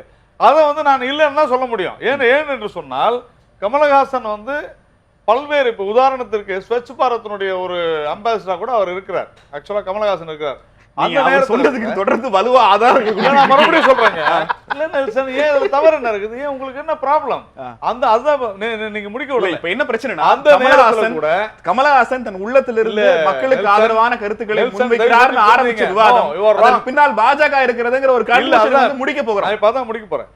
அந்த நேரத்துல கூட நான் அதை வன்மையாக கண்டித்தேன். கமலஹாசன் அந்த ஸ்வச் பாரத் அம்பாசிடர் இருக்கக்கூடாதுன்னு அதுதான் இப்ப சொல்ல வந்தேன். ஏன்னா அதை செய்தது அரசாங்கம். நான் வந்து ஒரு பாஜகவை சார்ந்த ஒரு நபராக கமலஹாசன் அவர்களுடைய இந்த மாதிரியான பொது கருத்துக்கள், நான் கமலஹாசன் பேசக்கூடாதுன்னு சொல்ல, அவர் பேசியதற்கு எதிர்வினை ஆற்றுவதற்கு நேரடியான கேள்வி. நீங்க சொல்லி கமலஹாசன் ட்வீட் பண்றாரு அவ்வளவுதான் இல்லையா? இல்ல அப்படின்னு அவர் நினைச்சா தாராளமா நினைச்சுக்கிட்டோம். சரி சார், நானும் பிஜேபி தமிழ்நாட்டிலே இல்லைன்னு சொல்றவங்க எத்தனையோ பேர் இருக்கிறாங்க. கமலஹாசனை பிஜேபி தான் ஆபரேட் பண்ணதுன்னா தாராளமா எங்களுக்கு அது அட்வான்டேஜ் பண்ணிட்டு போங்க. அதை அப்ப ஏத்துக்கிறீங்க? இல்ல, நான் என்ன சொல்றேன், நீங்க அப்படி தவறா நினைத்தால் அதுக்கு நான் பொறுப்பு இல்லைன்றேன். நான் போய் தண்டோரப்பட்டு சொல்ல முடியாது, இல்ல இல்லைன்னு சொல்ல முடியாது. நினைச்சீங்களா நினைச்சீங்க, இவ்வளவுதான். இல்ல, அவர் கமலஹாசன் மாதிரி கணேஷ் இந்த விவாதத்தை ஒரு பேச்சுரிமை சார்ந்த ஒன்றாக இந்த தளம் எடுத்து போக விரும்பினாலும் கூட திரும்ப திரும்ப எல்லா உரிமையிலும் ஒரு அரசியல் இருந்தே தீர்கிறதுங்கிற ஒரு கோணத்துக்கு கருப்பழனியப்பன் கொண்டு வந்து நிறுத்தியிருக்கிறார். உண்மையிலேயே இப்படி ஒரு காரணம் இருப்பதற்கான வாய்ப்பு இருக்கிறதா? நிச்சயமா. அதாவது எல்லா இடத்துலையுமே அரசியல் இருக்கு. அரசியல் இல்லாத தளங்கள் என்று எதுவுமே சொல்ல முடியாது. கல்வியில தொடங்கி எல்லா இடத்துலையுமே அரசியல் இருக்கு. அரசியல் பேசக்கூடாது என்று யாரையுமே சொல்லலை. உதாரணத்துக்கு சொல்ல வேண்டும் என்று சொன்னால் பல விஷயங்கள் இருக்கு. எத்தனையோ பேர் எத்தனையோ கருத்துக்களை சொல்லிக்கிட்டு தான் இருக்கிறாங்க. நான் சொல்ல விரும்புவது என்னவென்று சொன்னால், பிரபலமானவர்கள் யாரையெல்லாம் பொதுமக்கள் வெகுஜன மக்கள் நம்ம அவர்கிட்ட கேட்டு அதே கேள்வி, அவருடைய கண்டென்ட்ல உங்களுக்கு என்ன பிரச்சனை? கமலஹாசனுடைய கண்டென்ட்ல உங்களுக்கு ஏதாவது பிரச்சனை இருக்கிறதா? பாட்டாளி மக்கள் கட்சியை பொறுத்தவரை நான் ஆரம்பத்தில் தெளிவா சொன்னேன், யார் வேணாலும் என்ன வேணாலும் சொல்லிட்டு அவர் சொன்ன கண்டென்ட் கூட சரியான விஷயமாக இருக்கலாம். அவர் இல்ல பல விஷயம் அதை அவர் செய்து காட்ட வேண்டும் என்று தான் சொல்றேன். டிபேட்டுக்கு அப்பாற்பட்டு கணேஷ் என்கிற தனிநபருக்கு கமலஹாசனுடைய இன்றைய ட்வீட்கள் வரைக்கும் உங்களுக்கு அதுல கண்டென்ட்ல ஏதாவது முரண்பாடு? எங்களுக்கு இல்லைங்க, கட்சிக்கே ஒண்ணுமே. கணேஷ் தனிநபர் இல்ல, கட்சிக்கே நிலைப்பாடும் கமலஹாசன் நிலைப்பாடும் ஏறக்குறைய ஒன்று. நாங்க சொல்ல ஒரு விஷயம், நடிகர்கள் என்ற பொதுத்தளத்துல தான் நாங்க பேசிட்டு இருக்கிறோம். கமலஹாசன் மட்டும் இல்லாமல் யாராக இருந்தாலும் நடிகர் என்ற ஒரு பொதுத்தளத்துல சொல்றோம். ஏன்னா இந்த மக்கள் நடிகர்களுக்கு என்று ஒரு தனி அங்கீகாரத்தை கொடுத்திருக்காங்க. அந்த அங்கீகாரம் சரியான பாதையில் செயல்பட வேண்டும். நீங்க இறங்கி செய்யுங்க. நீங்க செஞ்சு காமிச்சிட்டு எதுவாக இருந்தாலும் பேசுங்க. அதை பத்தி வேண்டானே சொல்ல ஆடுகுமார் சார். இங்க தொடர்ச்சியாக ஓபிஎஸ் தனி சசிகலா எல்லா பிரிஞ்ச பிறகு தமிழகம் முழுக்க எத்தனையோ பேர் நூற்றுக்கணக்கான ஆயிரக்கணக்கான கருத்துக்கள் சொல்றாங்க. ஆனா கமலஹாசன் சொல்வதை மட்டும் குறிப்பிட்டு கமலஹாசனுக்கு அது சொல்வதற்கு தகுதி இல்லைன்னு அதிமுக விமர்சிக்கிற போது உங்கள் இருவருக்கும் வேற ஏதேனும் முன் அனுபவ அரசியல் பிரச்சனைகள் தான் இதற்கு காரணமா? இல்ல, மரியாதைக்குரிய கரு பழனியப்பன் அவர்கள் பேசுகின்ற போது சொன்னார், ஒரு கருத்தை சொல்லுவதற்கு எல்லோருக்கும் உரிமை இருக்கிறது, ஆனால் சொல்லுகின்ற நபர் அதற்கு பொறுப்பேற்க வேண்டும். இப்போ ஒரு சொல்ல விடுங்க. அதாவது நடிகர்கள் வந்து அவங்களும் வந்து சமுதாயத்தில் ஒரு மரியாதைக்குரிய மனிதர்கள், அதில் மாற்று கருத்து இல்லை. ஆனால் இன்னைக்கு எத்தனையோ நடிகர்கள் ஒரு சாதாரண நிலையில் இருக்கின்றவர்கள் ஒவ்வொருத்தர் அரசியலில் இருக்கிறாங்க, கருத்து சொல்கிறாங்க, அது நல்லது கெட்டது அவங்க ஈடுபாட்டில் இருக்கிறாங்க. ஆனால் கமலஹாசனை பொறுத்தவரை எந்த நேரத்திலும் அவர் கருத்து சொல்கிறத மட்டுமே, அதாவது இதுக்கு இன்னும் சொல்ல போனால் மரியாதைக்குரிய கரு பழனியப்பன் சொன்னதுக்கு பிறகு அதுக்கு கூட அவர் நேரம் ஒதுக்கிறது இல்லை. எப்போது ஒரு ஓய்வு நேரத்தில் தான் அந்த கருத்தை கூட வெளியிடுறாரு. நான் என்ன சொல்கிறேன், நீங்கள் உங்கள் நேரத்தை கூட பொது வாழ்க்கைக்காகவும் சமூக பிரச்சனைகளுக்காகவும் செலவிட முடியாதவர் அல்லது தயங்குகின்றவர், அதை விருப்பம் இல்லாதவர். கலைஞருடைய வாழ்க்கையே பொது இல்ல வாழ்க்கை தான். இல்ல நீங்க இல்ல புரியல. நீங்க நீங்க 10 to 5 சொல்ல மாட்டேங்கிறாரா? இல்ல இல்ல நீங்க அதுக்கெல்லாம் டைம் கிடையாது. இல்ல, அவர் என்ன சொல்றாருன்னா, அதாவது உங்க அவர் ஷூட்டிங்லாம் தன்னுடைய தொழிலை முடிச்சிட்டு, உங்க ஒர்க்கெல்லாம் முடிச்சிட்டு, லெஷர் இல்ல நீங்க சமூக கருத்து சொல்லாதீங்கங்கறார். நீங்க தன்னுடைய தொழிலையும் தன்னுடைய மகிழ்ச்சியையும் தன்னுடைய உல்லாசத்தையும் மட்டுமே மையமாக வைத்து வாழ்க்கையை அமைத்துக் கொண்டவர் பொது வாழ்க்கையில் அதற்குரிய நேரத்தையும் அதற்குரிய பங்கையும் ஆற்றுவதற்குரிய வாய்ப்பை உருவாக்கி கொள்ளாதவர் திடீரென்று ஏதாவது ஒரு செய்தியை போட்டுட்டு அதற்கு ஒரு பின்னணியை உருவாக்கி, நீங்க கமலஹாசனுடைய ஒழுக்கத்துக்கு, கமலஹாசனுடைய பின்னணிக்கு அவருடைய ஒழுக்கத்தை விமர்சிக்க வேண்டிய அவசியம் ட்வீட் சம்பந்தமான கண்டென்ட்ல எங்க உங்களுக்கு பிரச்சனை இல்ல, அதுதான் பிரச்சனை. ஒழுக்கத்தை பத்தி பேசணும்னு சொன்னா யாருமே பேச முடியாது. இல்ல, ஒழுக்கம் என்பது நீ விவாத பொருளாக மாறுகின்ற போதுதான் அதற்குரிய, இப்போ நான் ஒருத்தரை பற்றி கருத்து சொல்லுகின்ற பொழுது அப்பதான் வந்து எனக்கு அதுக்குரிய வாய்ப்பும் தகுதியும் இருக்கான்றதை இன்னொரு கேள்வி கேட்கிறேன் சார். ஒரு தமிழகத்தினுடைய திரைப்பட நூற்றாண்டு விழா நினைக்கிறேன், எனக்கு தெரிஞ்சு தமிழ் சினிமாவுடைய அந்த மேடையில் தமிழக முதல்வர் ஜெயலலிதா, மறைந்த முதல்வர் ஜெயலலிதாவோடு மேடையை பகிர்ந்து கொண்டார் கமலஹாசன். திரைப்பட பங்களிப்பு குறித்து நிறைய பேசி இருக்கிறார். அப்போது பேசுறதுக்கு அதற்கு ஒரு காரணம் சொல்றீங்களா? அவர் வந்து நடிகராக நான் எந்த குறையும் சொல்லல. அவர் நடிகராக அவருக்குரிய மரியாதை வந்து சமுதாயம் தரணும், தந்துகிட்டு இருக்கு. ஆனால் அந்த மரியாதையை அவர் இந்த சமுதாயத்தை சீர்படுத்த வேண்டும் எண்ணம் இருந்தால் அதற்கு நேரம் ஒதுக்கி வந்து இறங்கி வந்து சிக்கிக்கிறதுங்கிறதா உங்களுக்கு பிரச்சனையா? இல்ல, தமிழகம் ஒரு குற்ற பின்னணி கொண்ட கூட்டத்திடம் சிக்கி இருக்கிறதுங்கிறத வேற யாரும் ஓபனா சொல்லலங்கிறனாலையும் கமல் சொல்லிட்டாருங்கிறனாலையும் அதிமுக அவரை டார்கெட் செய்கிறார். அவர் சொல்றது அபத்தம். இன்னும் சொல்ல போனா அவர் வந்து இந்த சூரவம் படம் பிரச்சனை வந்ததுக்கு பிறகு அவருடைய பேட்டிகள் தொடர்ந்து ஜெயா டிவியில் தான் ஒளிபரப்பாச்சு. ஜெயா டிவி முழுமையாக புரட்சி தலைவி அம்மா காலத்திலேருந்து இன்னைக்கு வரைக்கும் சின்னம்மா தான் நிர்வாகம் பண்ணிட்டு வராங்கன்னு எல்லாருக்கும் தெரியும். அவர் வந்து அப்போ குற்றப்பின்னணியிலிருந்து அவருக்கு பாதிப்பு வர சொல்ல அந்த அவங்களையா நாடி போனார். இது எல்லாம் வந்து விவாதத்துக்கு அப்பாற்பட்டது. நான் என்ன சொல்ல வரேன்னா, அவர் இந்த நேரத்தில் அவர் வேற எதுவும் சொல்லல. தமிழகத்து அதிமுக பொதுச் செயலாளர் சசிகலா குறித்து தெரிவித்த கருத்துக்களோ ஓபிஎஸ்க்கு ஆதரவாக தெரிவிச்சதோ உங்களுக்கு பிரச்சனையா? நீங்க எங்களுக்கு ஓபிஎஸ்க்கு ஆதரவாக அவர் சொல்லட்டும், ஓபிஎஸ் அவர் தூக்கி சுமந்து தமிழ்நாடு முழுக்க ஓபிஎஸ் யோகியர் இவர் தான் ஆளை தகுதிப்படுத்தவன்னு சொல்றது அது உரிமை இருக்கு. அதை நாங்கள் விமர்சிக்கல. ஒவ்வொரு மனிதருக்கும் ஒருத்தர் ஆதரிக்கிறது. இப்போ மரியாதைக்குரிய கரு பழனியப்பன் அவர்கள் சொன்னார், பிஜேபியினுடைய பொன் ராதாகிருஷ்ணன் சந்தித்ததுக்கு பிறகு அவருடைய நிலைப்பாடுகள் மாறி இருக்கு. இது அவர் அதுதான் நான் கேட்க வருது. அந்த தைரியம் இருந்தால் நான் பிஜேபி ஆதரிக்கிறேன்னு சொல்லிட்டு போங்க, எங்களுக்கு பிரச்சனை இல்லை. ஆனால் அப்படி ஒரு தோற்றத்தை பிஜேபியை ஆதரிக்காமல் சசிகலாவை விமர்சிப்பவர்களுக்கு உள்நோக்கம் இருக்கிறது. நீங்க அரசியல்வாதியாக விமர்சிங்கள், நான் ஏற்றுக்கொள்கிறேன். அல்லது ஒரு சமுதாய நோக்குள்ள ஒரு எழுத்தாளராக அல்லது சமுதாய பார்வை உள்ள ஒரு செயல்பாட்டாளராக நீங்கள் செய்யுங்கள். ஆனால் அதற்கெல்லாம் உங்களுக்கு நேரம் இருக்காது. நீங்க போற போக்கில் ஒரு பணம் வர சொல்ல ஏதாவது ஒரு கருத்தை சொல்லி ஒரு முக்கியத்துவம் பெறுவீங்க, உடனே பிஜேபி ஆதரிக்க இல்லை இன்னொருத்தர் ஆதரிப்பாங்க. இன்னைக்கு அந்த பணத்துல இருந்து வர பிரச்சனைக்கு பிஜேபியினுடைய ஆதரவு தேவைப்படுகிறது என்பதால் இன்னைக்கு ஒரு நிலை எடுத்திருக்கலாம். போன சுற்றில் நீங்கள் கமலஹாசனுடைய வருமான வரி குறித்த ஒரு பிரச்சனை எழுப்பியிருந்தீர்கள். வருடம் வருமான வரி கட்டுகிறார், அவரும் ஒரு முக்கியமான அது குறித்த சில கேள்விகள் இப்பெல்லாம் அவருடைய தனிப்பட்ட வாழ்க்கை குறித்த அல்லது அவருடைய பொருளாதார வாழ்க்கை குறித்த விஷயங்களை திரும்ப திரும்ப உள்ளே போக வேண்டாம். சில கேள்விகள் தொக்கி இருக்கிறது. தொடர்ந்து பேசலாம். கேள்வி நேரம் ஒரு சிறிய இடைவேளைக்கு பிறகு.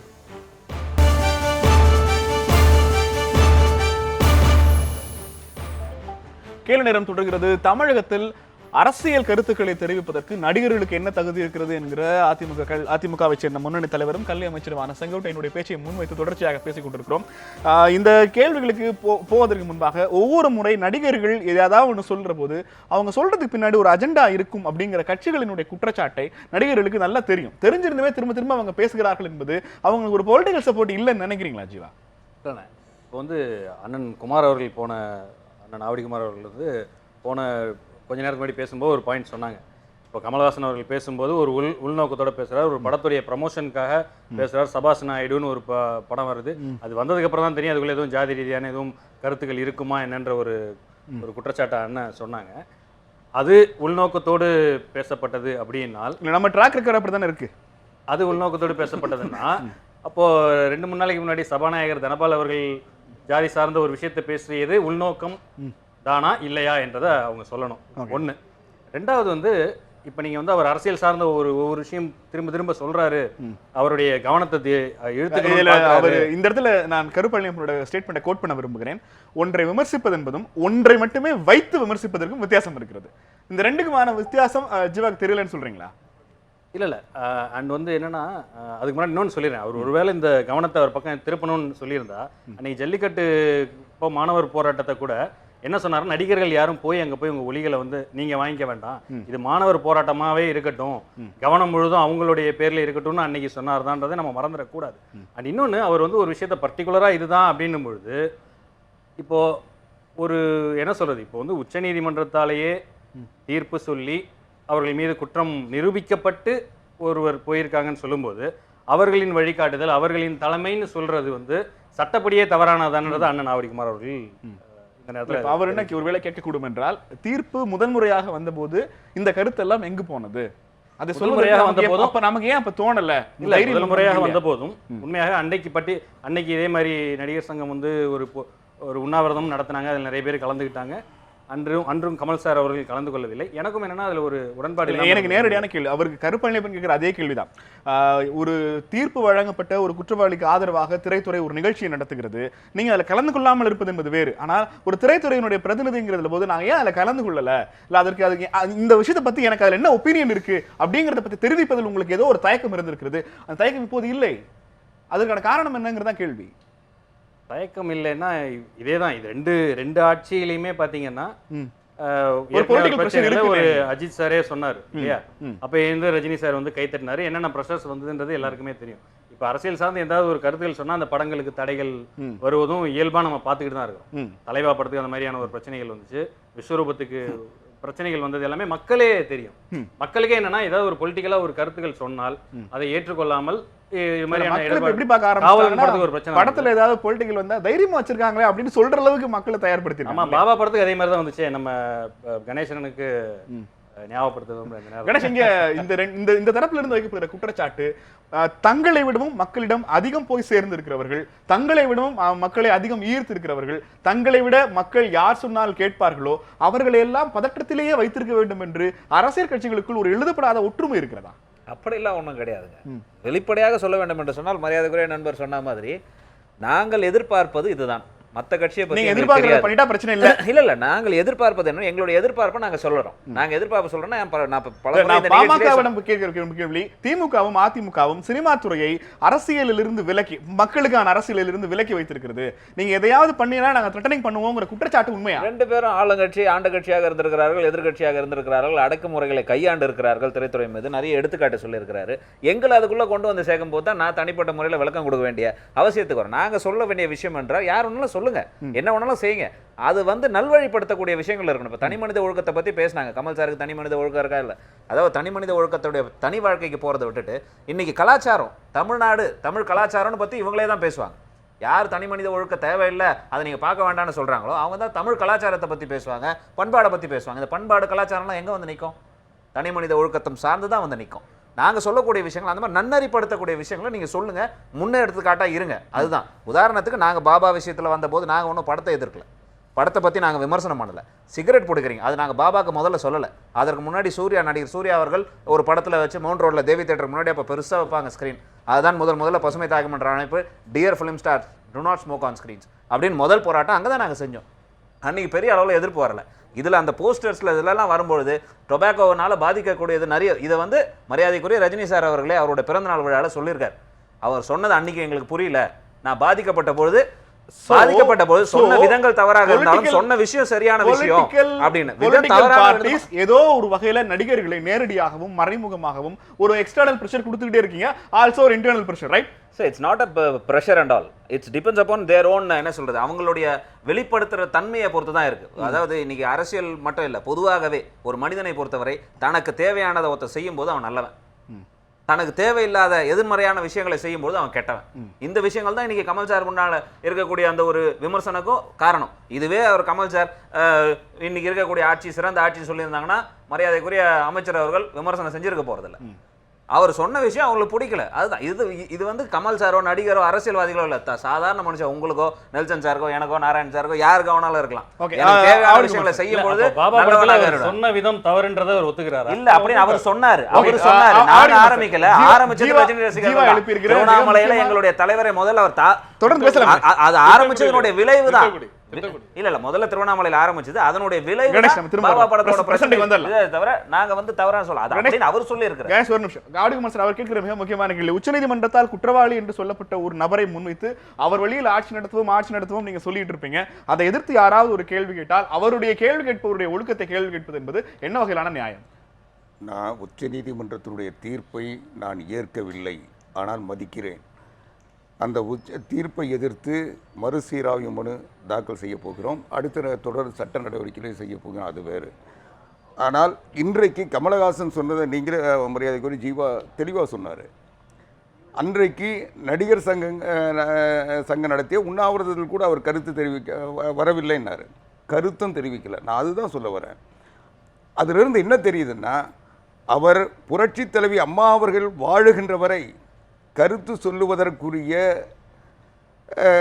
விரும்பவில்லை அல்லது பயந்தார். இல்ல விஸ்வரூபம் பிரச்சனையில அவர் ரொம்ப ஓபனாவே பேசியிருந்தார். நான் இன்னும் சொல்ல போனால் தமிழக அதுக்கப்புறம் பிரச்சனைக்காக செய்தியாளர் சந்திப்பை நிகழ்த்தியதே விஸ்வரூபம் பிரச்சனைக்காக மட்டும் தான். கடைசி அவர் எல்லாம் செஞ்சாரு, வெளிநாட்டுக்கு போறனாரு. அதுக்கப்புறம் அவர் தான் வந்து நன்றி தெரிவிச்சாரு.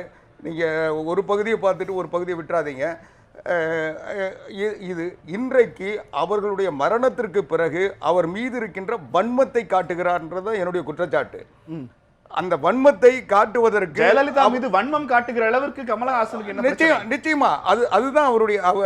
ஏன்னா நடிகர் சங்கம் ஒட்டுமொத்தமாக உண்ணாவிரதம் நடத்துகின்ற பொழுது அவர் வரலன்னு அவர் மரியாதைக்குரிய ஜீவா தான் சொன்னார். எனக்கு கூட அது மறந்து போச்சு.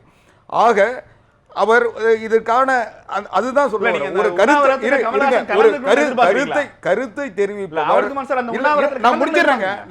ஒரு கருத்தை தெரிவிப்பவர் எந்தவித சூழ்நிலையும் எதிர்கொள்கின்ற மனநிலையில் கருத்து அன்னைக்கே அந்த கருத்தை சொல்லியிருந்தாருன்னா அவரை வந்து ஏற்றுக்கொள்ள முடியும். ஆனால் இன்றைக்கு சொல்லுகிற அன்னைக்கு குன்காத் அந்த தீர்ப்பு தான் இன்னைக்கு தரப்பட்டிருக்கு. அதனால எதுவும் தீர்ப்புல எந்த மாற்றமும் இல்லை. ஆனால் அன்றைக்கு அதை ஏற்றுக்கொண்டவர், அதற்கு பிறகு விஸ்வரூபம் படம் வருகின்ற பொழுது பேசியவர், அதுக்கப்புறம் வந்து நன்றி தெரிவித்தவர், அதற்கு பிறகு ஜெயா தொலைக்காட்சியில் விவாதங்களில் பங்கெடுத்து எல்லாவற்றையும் செஞ்சவர். இன்னைக்கு தனக்கு ஒன்று அவர் மனநிலை மாறி இருக்கணும், அல்லது அவருடைய வன்மம் வெளிப்படுத்துவதற்குரிய நேரம் இன்னைக்கு வந்திருக்குன்னு நினைச்சிருக்கணும். இது ரெண்டை தவிர இல்லைன்றதா என்னுடைய குற்றச்சாட்டு. இல்ல என்னுடைய கேள்வி, அவர் சொல்ற விஷயங்களுக்கு நீங்க மறுப்பு தெரிவிப்பது என்பதோ அவரை குற்றம் சுமத்துவது என்பதோ வேற விஷயம். ஆனால் அவருக்கு கருத்து தெரிவிப்பதற்கு தகுதியே இல்லைன்னு சொல்றதுதான். மரியாதைக்குரிய கணேஷ்குமார் சொன்னாரு, பாமகவின் சார்பில் அவங்களுடைய நிலைப்பாடு தெளிவானது. அரசியல் ரீதியாக அதனுடைய விளைவுகளை அவர்கள் சந்திக்கிறாங்க. இதுக்கு எதிர்கருத்து வருகின்ற பொழுது அதை எதிர்கொள்ளுகின்ற ஆற்றலோடும் நம்பிக்கையோடு அவங்க அணுகுறாங்க. நாளைக்கு இதோட சொல்லிட்டு ஓடி போறதில்லை. ஆனால் இவர் ஒரு கருத்தை சொல்லிவிட்டு அதற்கு எதிர்கருத்துக்கள் வருகின்ற பொழுது அதை எதிர்கொள்ளுகின்ற நிலையை அவர் வளர்த்து கொள்ள வேண்டும். அது இல்லாமல் எப்படி சொல்றீங்க? எந்த கருத்தில் அவர் உறுதியா இருந்திருக்காரு சொல்லுங்க? இதற்கு முன்பு தெரிவித்த கருத்து சுப்பிரமணிய சாமி அவர்களை பற்றி சொன்னது கூட, அவர் அங்கிருந்து ரிப்ளை வந்த உடனே நான் அவரை பத்தி கருத்து சொல்ல மாட்டேன்றாரு. அவரை பத்தி பேச அவரை பத்தி பேச அவரை பத்தி நான் பதில் சொல்ல விரும்புறேன். சொல்ல முடியாது, அவர் நிறைய சொல்லியிருக்காரு. இல்ல என்னுடைய நிறைய சொல்லியிருக்காரு. கமலஹாசன் தன்னுடைய எந்த ஸ்டாண்ட்ல உறுதியாக இல்லை என்று ஆவடிக்குமார் நிறுவ முயல்கிறார். விவாதம் என்பது ஒரு கருத்தை நான் சொன்னால் அந்த கருத்தை கமலஹாசன் என்னத்துல உறுதியா இல்லைன்னு சொல்லுங்க. போராட வேண்டும். அந்த கருத்து உண்மையாக இருக்குமே. கமலஹாசன் எதுல உறுதியாக இல்லை, எதுல வாபஸ் எதுல உறுதியா இருந்தாரு?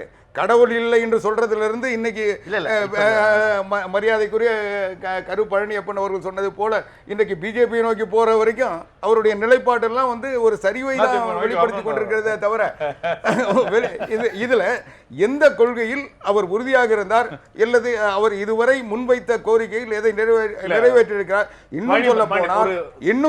இன்னும் சொல்ல போனால் இன்றைக்கு சினிமா துறையை சார்ந்தவர்கள் என்று அனைத்து இந்திய அண்ணா திராவிட முன்னேற்ற கழகத்தின் சரி, அவைத்தலைவர் இல்ல, செங்கோட்டையன் ஒரே ஒரு அவர்கள் கேள்வி. செங்கோட்டையன் அவர்கள் கமலஹாசன் குறிப்பிட்டது கமலஹாசன் விட்டுருங்க. இன்றைக்கு அரவிந்த் கமலஹாசன் சாமி, இல்ல இல்ல சித்தார்த், இவங்க இருங்க, அதே பதில் நான் தானா? முடிச்சிடுறேங்க. கமலஹாசன் மட்டும் இல்ல, பல நடிகர்கள் இன்னைக்கு என்ன நினைக்கிறாங்க, ஒரு படம் 2 படம் ஓடின உடனே முதலமைச்சர் ஆயிடலாம், ஒரு கட்சியை தொடங்கிடலாம், தன்னால் ஆட்சிக்கு வர முடியும் என்ற ஒரு தவறான கற்பிதத்தை அவர்கள் உருவாக்க முயல்கிறார்கள். எம்ஜிஆருக்கும் இருந்தால் அது நல்ல நம்பிக்கை, இன்றைக்கு மற்றவர்களுக்கு நான் இருந்தால் அது தவறான நம்பிக்கையா? வெளிப்படையாக இன்றைக்கு மக்களிடத்தில் வந்திருக்கின்ற சந்தேகம், இன்றைக்கு புரட்சி தலைவி அம்மா அவர்கள் மரணம், இன்னொரு பக்கம் திமுகவினுடைய தலைவர் இல்ல, கருணாநிதி ஆளுநர் அவர்களுடைய திரைக்கலைஞர்கள் அரசியலுக்கு இருங்க. வரக்கூடாதுன்னு நினைக்கிறீங்களா? இல்ல, கருணாநிதி திமுக தலைவர் கருணாநிதி அவர்களுடைய இன்றைக்கு செயல்பட முடியாத அவருடைய சூழல், இதையெல்லாம் வைத்து விட்டு ஏதோ நடிகர்கள் அரசியலுக்கு வந்து இந்த நாட்டை பிடித்து விடலாம், புரட்சி தலைவர் எம்ஜிஆர் போல ஒரு மாற்றத்தை கொண்டு வந்து விடலாம் என்ற மனநிலையை சிலர் உருவாக்குகிறார்கள்.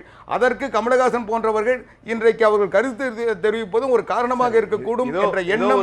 ஏதோ பயங்கரவாதியாக மாறப் போகிறார்கள், பயங்கரவாதி அரசியல்வாதியாவது தப்பான விஷயமா? ஏங்க, அரசியல்வாதியாக மாறிவிட்டு கருத்து சொன்னால் அவருடைய கருத்தை ஏற்றுக்கொள்வதோ நிராகரிப்பதோ ஒரு பொது தளத்தில் இயல்பானது, இயற்கையானது. ஆனால் அரசியலுக்கு ஒரு நேரம் ஒதுக்க, சமூக பிரச்சனைக்கு நேரம் ஒதுக்க முடியாதவர் கருத்துக்களை மட்டும் சொல்லிவிட்டு அவர் திரும்ப முன்வைக்கிற வாதம் என்பது இந்த அவர் முதல் சுடியில இருந்து அவங்க ஸ்டாண்ட் கிளியரா இருக்காங்க.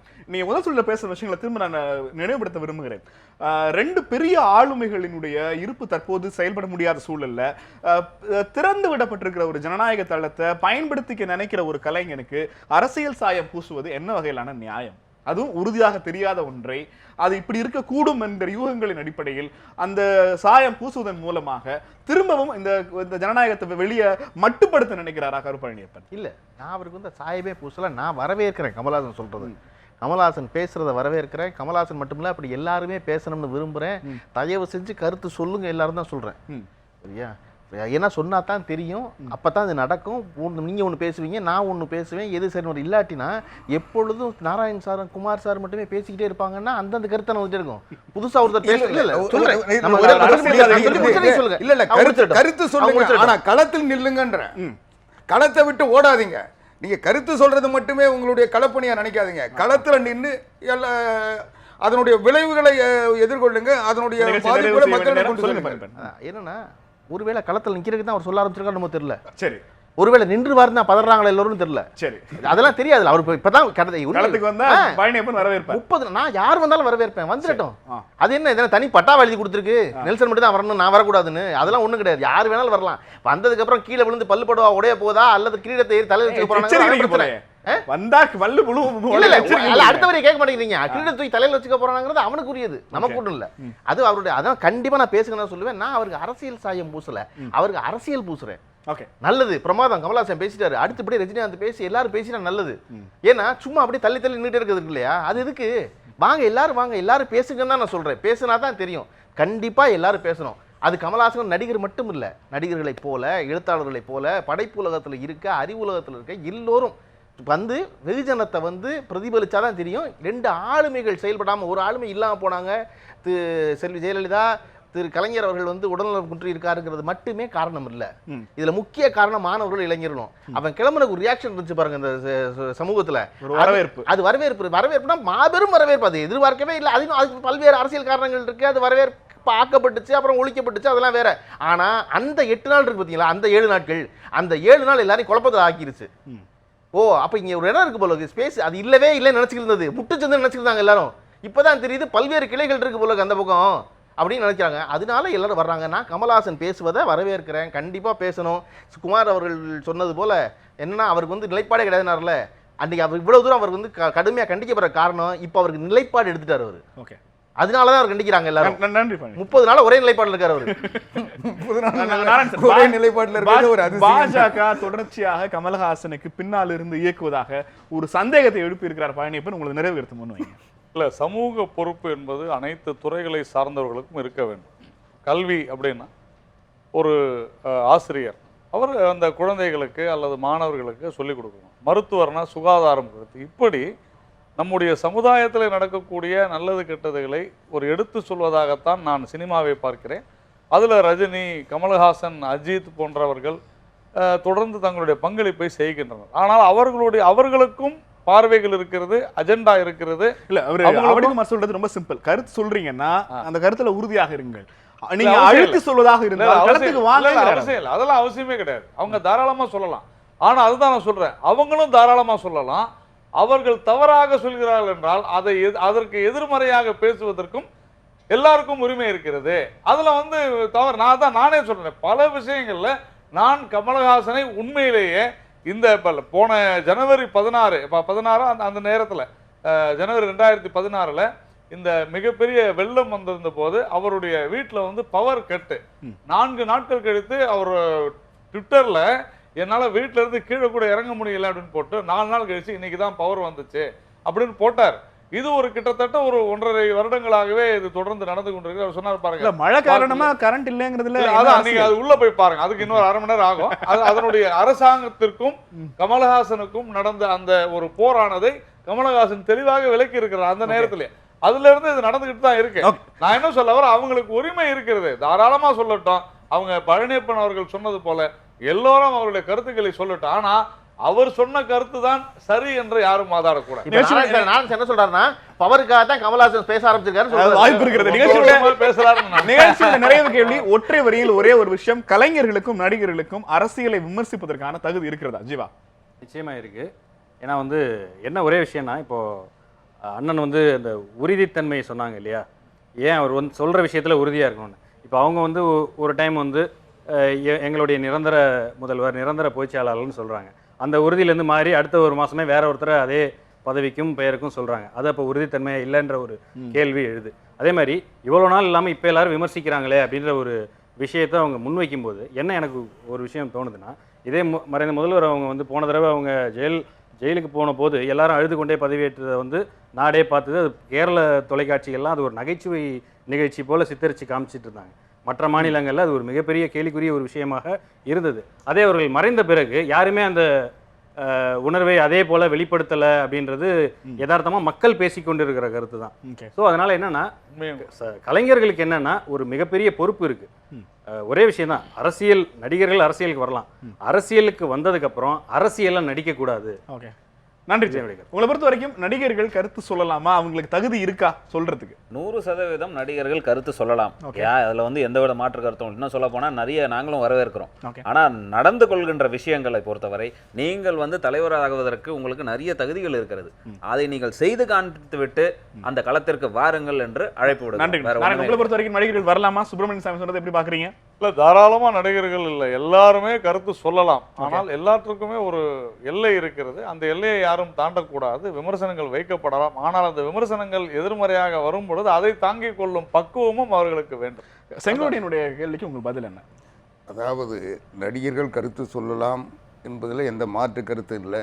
ஆனால் கருத்து சொல்ல வேண்டிய நேரங்களில் கருத்து சொல்லாமல் தப்பித்து ஓடிவிட்டு இப்பொழுது எதையோ ஒன்றை எதிர்பார்த்து கருத்து சொல்லுவதைத்தான் நான் இல்லை நான் சொல்றேன். என்ன சொல்ற போனா, ஈழப் பிரச்சனை தமிழ்நாடே ஈழப் பிரச்சனை பாதிக்கப்பட்ட போது கமலஹாசன் ஏதாவது கருத்து சொல்லியிருக்காரா? இன்னைக்கு கொஞ்ச நேரத்துக்கு முன்னே மரியாதைக்குரிய நாராயணன் சொன்னார், 4 நாள் வந்து பவர் இல்லைன்ட்டு. சென்னையில் பல நாட்கள் மின்சாரம் இல்லாம தண்ணியில நீச்சல் அடிக்கிட்டு உணவு பொட்டலங்களை வாங்கின அப்படிப்பட்ட நேரத்தில் இவர் ஒரு சமூக உணர்வோடு இவர் ஏதாவது யாருக்காவது உதவி செஞ்சாரா, இல்ல யாரையாவது காப்பாத்தினாரா, இல்ல எதையாவது ஒரு இன்னைக்கு சமூக பொதுநல தொண்டர்கள், உடைப்பாளிகள், இளைஞர்கள், மாணவர்கள் செஞ்சாங்களா, அவங்களுக்கு ஏதாவது பின்னணியா இருந்தாரா? எதையுமே செய்யாமல் அதுக்குள்ள போக வேண்டாம்.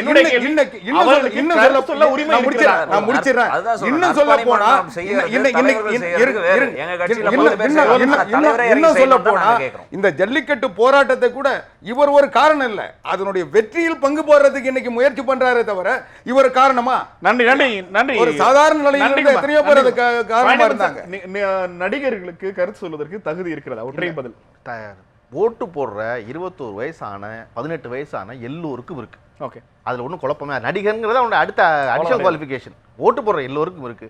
கமலஹாசன் அவர்கள் தனிப்பட்ட முறையில் தகுதி இருக்கா, நீங்கள் என்ன செஞ்சிருக்கலாம், நற்பணி மட்டும் தான் செஞ்சிருக்கலாம்? இல்லை, அவர் எல்லா வேலையும் செஞ்சிருக்காரு. அவர் உடல் தானம் பண்ணியிருக்காரு. நம்ம என்ன பார்த்துருக்கோம்னா, நடிகராக இருப்பவர்கள் தங்களுடைய உடல்நலம் குன்றுனா வெளியே காட்டக்கூடாதுன்னு நினைச்சிருப்பாங்கன்னு பேசியிருக்கணும் 75 நாளா இல்லையா? ஆனா அவர் தன் உடலை தானம் பண்ணவர். அவர் நற்பணி மன்றத்துல பண்ணல, அவரே பண்ணார். பண்ணதுக்கு அப்புறம் தான் நான் பண்ணாதான் நீங்க எல்லாம் பண்ணுவீங்க. அந்த மாதிரி வேலைகள்லாம் அவர் செஞ்சுட்டு இருக்காரு. நம்ம டக்கு நான் சொன்ன முதல்ல சொன்ன உலகக்குள்ள அடைக்கக்கூடாது அவரை. ஓகே, அவர் எல்லா வேலையும் செஞ்சிருக்காரு. கண்டிப்பா சொல்லலாம். கமலஹாசன் மட்டுமில்ல, கமலஹாசனுக்கு தொழில் நடிப்பது, அதனால எந்த தொழில் இருப்பவர்களும் ஓட்டு போடுறாங்க, அதனால கண்டிப்பா கருத்து சொல்லலாம். நிகழ்ச்சியில் நம்மோடு பங்கெடுத்த 5 பேருக்கும் கேள்வி நேரம் திறந்த மனமார்ந்த நன்றியை தெரிவித்துக் கொள்கிறது. இன்னொரு சந்திக்கலாம். நன்றி, வணக்கம்.